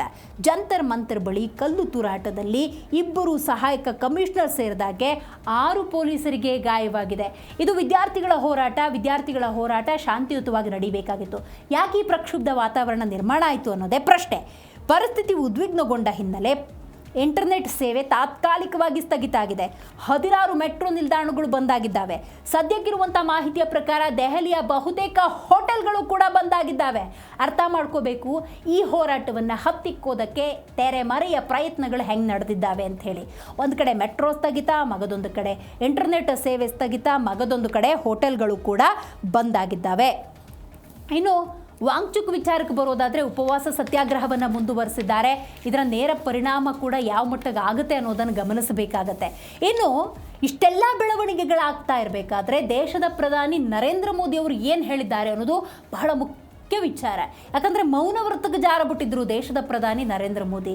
ಇದು ದೇಶದ ಭವಿಷ್ಯ ವಿದ್ಯಾರ್ಥಿಗಳು ಅಂತ ಹೇಳಿದ್ರಲ್ಲ, ವಿದ್ಯಾರ್ಥಿಗಳ ಹೋರಾಟ ಮಾತಾಡಬೇಕಾಗಿತ್ತು ಧರ್ಮೇಂದ್ರ ಪ್ರಧಾನ್, ಮಾತಾಡಬೇಕಾಗಿತ್ತು ಪ್ರಧಾನಿ ನರೇಂದ್ರ ಮೋದಿ. ಆದರೆ 20 ದಿವಸಕ್ಕೂ ಹೆಚ್ಚು ದಿನಗಳ ಕಾಲ ಹೋರಾಟ ಆದಮೇಲೆ ಫೈನಲಿ ಸ್ಪೀಕಿಂಗ್. ಹಾಗಾದರೆ ಏನು ಹೇಳಿದ್ದಾರೆ? ನಮ್ಮ ದೇಶದ ವಿದ್ಯಾರ್ಥಿಗಳ ಜೊತೆ ಯಾರಾದರೂ ಚೆಲ್ಲಾಟ ಆಡಿದ್ರೆ ನಾವು ಅವರನ್ನು ಸುಮ್ಮನೆ ಬಿಡೋದಿಲ್ಲ ಅನ್ನುವಂಥ ಸ್ಪಷ್ಟ ಸಂದೇಶವನ್ನು ರವಾನೆ ಮಾಡಿದ್ದಾರೆ. ಟೆಕ್ನಿಕಲಿ ಸ್ಪೀಕಿಂಗ್ ನೋಡಿ, ಫಾಸ್ಟ್ ಟ್ರ್ಯಾಕ್ ನ್ಯಾಯಾಲಯಗಳು ನಿರ್ಮಾಣವಾಗ್ತವೆ, ತ್ವರಿತವಾಗಿ ನ್ಯಾಯ ಕೊಡುವಂಥ ವ್ಯವಸ್ಥೆ ಆಗುತ್ತೆ ಅಂತ ಭರವಸೆಯನ್ನು ಕೊಟ್ಟಿದ್ದಾರೆ ದೇಶದ ಪ್ರಧಾನಿ ನರೇಂದ್ರ ಮೋದಿ.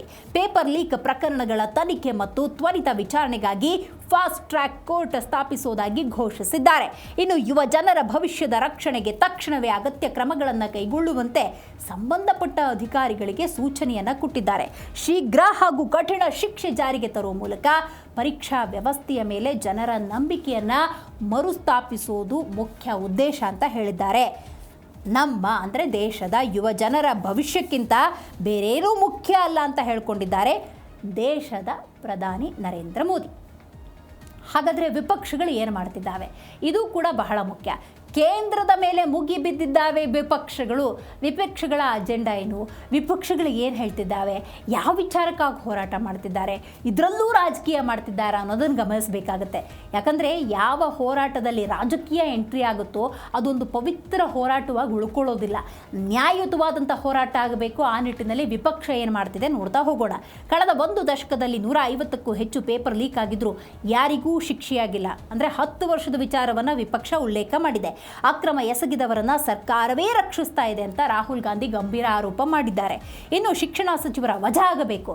ವಿದ್ಯಾರ್ಥಿಗಳಲ್ಲಿ ಪ್ರಧಾನಿ ಬಹಿರಂಗವಾಗಿ ಕ್ಷಮೆ ಯಾಚಿಸಬೇಕು ಅಂತ ಕೇಳಿದ್ದಾರೆ. ಯಾಕಂದರೆ ಆದಂತಹ ಲಾಠಿ ಪ್ರಹಾರ ಅಲ್ಲಿ ಯಾರನ್ನ ಯಾಕೆ ಹೊಡಿತಿದ್ದಾರೆ ಅಂತ ಗೊತ್ತಾಗಲಿಲ್ಲ. ಅಂಥ ಒಂದು ಪರಿಸ್ಥಿತಿ ನಿರ್ಮಾಣವಾಗಿತ್ತು. ಶಾಡೋ CM ಅಂತ ಕರಿತೀವಿ ಪ್ರತಿಪಕ್ಷದ ನಾಯಕರನ್ನ. ಅವರು ಇಟ್ಟಿರುವಂಥ ಬೇಡಿಕೆ, ದೇಶದ ಪ್ರಧಾನಿ ನರೇಂದ್ರ ಮೋದಿ ವಿದ್ಯಾರ್ಥಿಗಳಲ್ಲಿ ಕ್ಷಮೆ ಯಾಚಿಸಬೇಕು ಅಂತ ಹೇಳಿದ್ದಾರೆ. ಅಮಿತ್ ಶಾ ಶಿಕ್ಷಣ ಸಚಿವರು ರಾಜೀನಾಮೆ ನೀಡಬೇಕು ಅನ್ನೋದು ಕಾಂಗ್ರೆಸ್ನ ಒತ್ತಾಯ. ನೀಟ್ ಪರೀಕ್ಷಾ ರದ್ದತಿಯನ್ನು ಬಹಳ ಮುಖ್ಯವಾಗಿ ತೆಗೆದುಕೊಳ್ಳಲೇಬೇಕು ಅನ್ನುವಂಥ ವಿಚಾರವನ್ನು ತಮಿಳುನಾಡು CM ಕೂಡ ಹೇಳಿದ್ದಾರೆ. ನೀಟ್ ಪರೀಕ್ಷಾ ಲೋಪಗಳ ಕುರಿತಂತೆ ಸಂಸತ್ನಲ್ಲಿ ಭಾರಿ ಗದ್ದಲ ಮತ್ತು ಕೋಲಾಹಲ ಉಂಟಾಗಿದೆ. ಹಾಗಾದರೆ ಕೇಂದ್ರ ಯಾವ ಸ್ಟ್ಯಾಂಡನ್ನು ತಗೊಳುತ್ತೆ? ಕೇಂದ್ರದ ಮುಂದಿನ ನಡೆ ಏನು? ಇದು ಕೂಡ ಅಷ್ಟೇ ಮುಖ್ಯ ಆಗುತ್ತೆ. ಯಾಕಂದರೆ ಪ್ರಧಾನಿ ನರೇಂದ್ರ ಮೋದಿ ಹೇಳಿರ್ಬೋದು ವಿದ್ಯಾರ್ಥಿಗಳ ಭವಿಷ್ಯ ಬಹಳ ಮುಖ್ಯ, ಅವ್ರ ತಂಟೆಗೆ ಬಂದರೆ ನಾವು ಸುಮ್ಮನೆ ಬಿಡೋದಿಲ್ಲ ಅಂಥೇಳಿ. But what is the stand? ಏನು ಮಾಡ್ತಾರೆ ಎಂದು ಕೂಡ ಬಹಳ ಮುಖ್ಯ ಆಗುತ್ತೆ. ಹಾಗಾಗಿ ಮಾತುಕತೆ ನಡೆಸಬೇಕಾಗತ್ತೆ. ಹಾಗಾಗಿ ಯಾವ ರೀತಿಯ ಮಾತುಕತೆ ನಡೆಯುತ್ತೆ ಅದಕ್ಕೆ ಸಂಬಂಧಪಟ್ಟಂಥ ಒಂದಷ್ಟು ಡೀಟೇಲ್ಸ್ ಇದ್ರೆ ನೋಡ್ತಾ ಹೋಗೋಣ. ನೋಡಿ, ವಿದ್ಯಾರ್ಥಿಗಳ ಪ್ರತಿಭಟನೆ ಒಂದು ಕಡೆ ಕಾವೇರಿದೆ.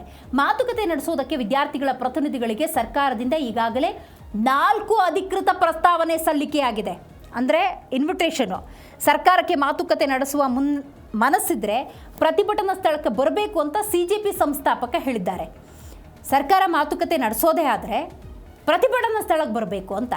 ಶಿಕ್ಷಣ ಸಚಿವ ಧರ್ಮೇಂದ್ರ ಪ್ರಧಾನ್ ರಾಜೀನಾಮೆ ಹೊರತು ಬೇರೆ ಯಾವುದಕ್ಕೂ ಕೂಡ ಒಪ್ಪೋದಿಲ್ಲ. At any cost Dharmendra Pradhan ರಾಜೀನಾಮೆ ನೀಡಬೇಕು ಅನ್ನುವಂಥ ಸಂದೇಶ. ಪ್ರಧಾನಿ ನರೇಂದ್ರ ಮೋದಿ ಕ್ಷಮೆ ಕೇಳಬೇಕು ಅಂತ ಸಿಜೆಪಿ ವಕ್ತಾರ ಆಶುತೋಷ್ ರಂಕ ಆಗ್ರಹಪಡಿಸಿದ್ದಾರೆ. ಹಾಗಾಗಿ ನೋಡಬೇಕು ಮುಂದೆ ಇದು ಯಾವ ಪರಿಸ್ಥಿತಿಗೆ ತೆಗೆದುಕೊಂಡು ಹೋಗಲಿದೆ ಅಂತ. ಇನ್ನೊಂದು ಪ್ರಮುಖ ವಿಚಾರವನ್ನು ಉಲ್ಲೇಖ ಮಾಡಲೇಬೇಕು. ಜುಲೈ 24ರಂದು ಅಂದರೆ ನಾಳಿನ ವಿಚಾರ ನೀವು ಗಮನಿಸ್ತಾ ಇದ್ದೀರಿ. ದೊಡ್ಡ ಮಟ್ಟದ ಹೋರಾಟಕ್ಕೆ ಎಲ್ಲ ರೀತಿಯ ಸಿದ್ಧತೆಗಳು ನಡೆದಿದ್ದಾವೆ. ಶಾಲಾ ಕಾಲೇಜುಗಳ ಪಾತ್ರ ಇಲ್ಲಿ ಏನಿರುತ್ತೆ ಅನ್ನುವಂಥ ಡೀಟೇಲ್ಸನ್ನು ನೋಡ್ತಾ ಹೋಗೋಣ. ಯಾಕಂದರೆ ಇವತ್ತು ನೀಟ್ ಪ್ರಶ್ನೆ ಪತ್ರಿಕೆಯ ಹೋರಾಟ ಕೇವಲ ಹೋರಾಟವಾಗಿ ಉಳ್ಕೊಂಡಿಲ್ಲ, ಜನಸಾಮಾನ್ಯರ ವಿದ್ಯಾರ್ಥಿಗಳ ಪ್ರಶ್ನೆಯಾಗಿದೆ. ನೀಟ್ ಅಕ್ರಮವನ್ನು ಖಂಡಿಸಿ ಜುಲೈ 24ರಂದು ರಾಜ್ಯಾದ್ಯಂತ ಶಾಲಾ ಕಾಲೇಜು ವಿವಿಗಳ ಬಂದ್ಗೆ ಕರೆ. ಪ್ರಮುಖ ವಿದ್ಯಾರ್ಥಿ ಒಕ್ಕೂಟಗಳ ಹೋರಾಟ, ಯುವ ಜನ ಸಂಘಟನೆಗಳಿಂದ ಬಂದ್ ಕರೆಗೆ ಆಂಧ್ರ ಸರ್ಕಾರ. ಸಂಸ್ಥೆಗಳು ಕೂಡ ಬೆಂಬಲವನ್ನು ಸೂಚಿಸಿದ್ದಾವೆ. ಶೈಕ್ಷಣಿಕ ಸಂಸ್ಥೆಗಳು ಬಂದ್ ಆಗಲಿದ್ದಾವೆ. ಅಂದರೆ ದೇಶದಾದ್ಯಂತ ಯಾವ ರೀತಿಯ ಪರಿಸ್ಥಿತಿ ಇದೆ ಅನ್ನೋದನ್ನು ಅರ್ಥ ಮಾಡ್ಕೋಬೇಕು. NTA ಇರ್ಬೋದು, ಕೇಂದ್ರ ಸರ್ಕಾರದ ನಿರ್ಲಕ್ಷ್ಯವೇ ವಿದ್ಯಾರ್ಥಿಗಳ ಭವಿಷ್ಯ ಹಾಳಾಗೋದಕ್ಕೆ ಕಾರಣ ಅಂತ ಈಗಾಗಲೇ ಹೇಳಿಕೊಂಡಿದ್ದಾಗಿದೆ. ಹಾಗಾಗಿ NTA ವಜಾ ಆಗಬೇಕು ಅನ್ನೋ ಬೇಡಿಕೆ ಕೂಡ ಇದೆ. ನೀಟನ್ನು ರದ್ದುಪಡಿಸಬೇಕು ಅನ್ನುವಂಥ ಆಗ್ರಹ ಇರೋದ್ರಿಂದಾಗಿ ಮುಂದೆ ಕೇಂದ್ರ ಸರ್ಕಾರ ಯಾವ ನಿರ್ಧಾರವನ್ನು ದೇಶದ ವಿದ್ಯಾರ್ಥಿಗಳ ದೇಶದ ಭವಿಷ್ಯ ಅಂತ ಕರೆಸ್ಕೊಳ್ಳುವಂತಹ ಯುವ ಸಮೂಹದ ದೃಷ್ಟಿಯಿಂದ ತೆಗೆದುಕೊಳ್ಳುತ್ತೆ ಅನ್ನೋದು ಬಹಳ ಮುಖ್ಯ. ಇವತ್ತಿನ DNA ಬಹಳ ಪ್ರಮುಖವಾಗಿ ಅಮೆರಿಕ ಮತ್ತು ಇರಾನ್ನ ಯುದ್ಧದ ಅಪ್ಡೇಟ್ಸ್ ಏನು ಅಂತ ತಿಳ್ಕೊಂಡಿದ್ದೀರಿ. ಜೊತೆಗೆ ಪಾಕ್ ಸದ್ಯ ಯಾವ ರೀತಿ ಪರಿಸ್ಥಿತಿಯನ್ನು ಎದುರಿಸ್ತಾ ಇದೆ, ಅವರಿಟ್ಟಿರುವಂತಹ ಬೇಡಿಕೆ ಏನು, ಮಧ್ಯಸ್ಥಿಕೆಗೆ ಒಂದಷ್ಟು ಬೆಲೆ ಕೇಳ್ತಾ ಇದ್ದಾರೆ, ಅದ್ರ ಬಗ್ಗೆ ಕೂಡ ನೀವು ಡೀಟೇಲ್ ಆಗಿ ತಿಳ್ಕೊಂಡಿದ್ದೀರಿ. ಎಲ್ಲ ಬೆಳವಣಿಗೆಗಳ ನಡುವೆ ನೀವು ಗಮನಿಸ್ತಾ ಇದ್ದೀರಿ ಪುಟಿನ್ ಜಿನ್ಪಿಂಗ್ ರಷ್ಯಾದ ಒಂದು ಯುದ್ಧ ವಿಮಾನ ಯಾಕೆ ಎಲ್ಲಿ ಲ್ಯಾಂಡ್ ಆಯಿತು ಅನ್ನುವಂಥದ್ದು, ಜೊತೆಗೆ ದೇಶದ ಒಂದು ಸೂಕ್ಷ್ಮ ಗಂಭೀರ ಸಮಸ್ಯೆ, ಇದಕ್ಕೆ ಕೇಂದ್ರ ಸರ್ಕಾರ ತೆಗೆದುಕೊಳ್ಳುವಂತಹ ನಿರ್ಧಾರಗಳೇನು ಅನ್ನೋದನ್ನು ಇವತ್ತಿನ DNA ಡೀಟೇಲ್ ಆಗಿ ನೋಡಿದ್ದೀರಿ ಅಂತ ಭಾವಿಸ್ತಾ ಇವತ್ತಿನ DNA ಮುಗಿಸೋಣ. ನೋಡ್ತಾ ಇರಿ ಜೀ ಕನ್ನಡ ನ್ಯೂಸ್, ಸತ್ಯವೇ ಸುದ್ದಿಯ ಜೀವಾಳ.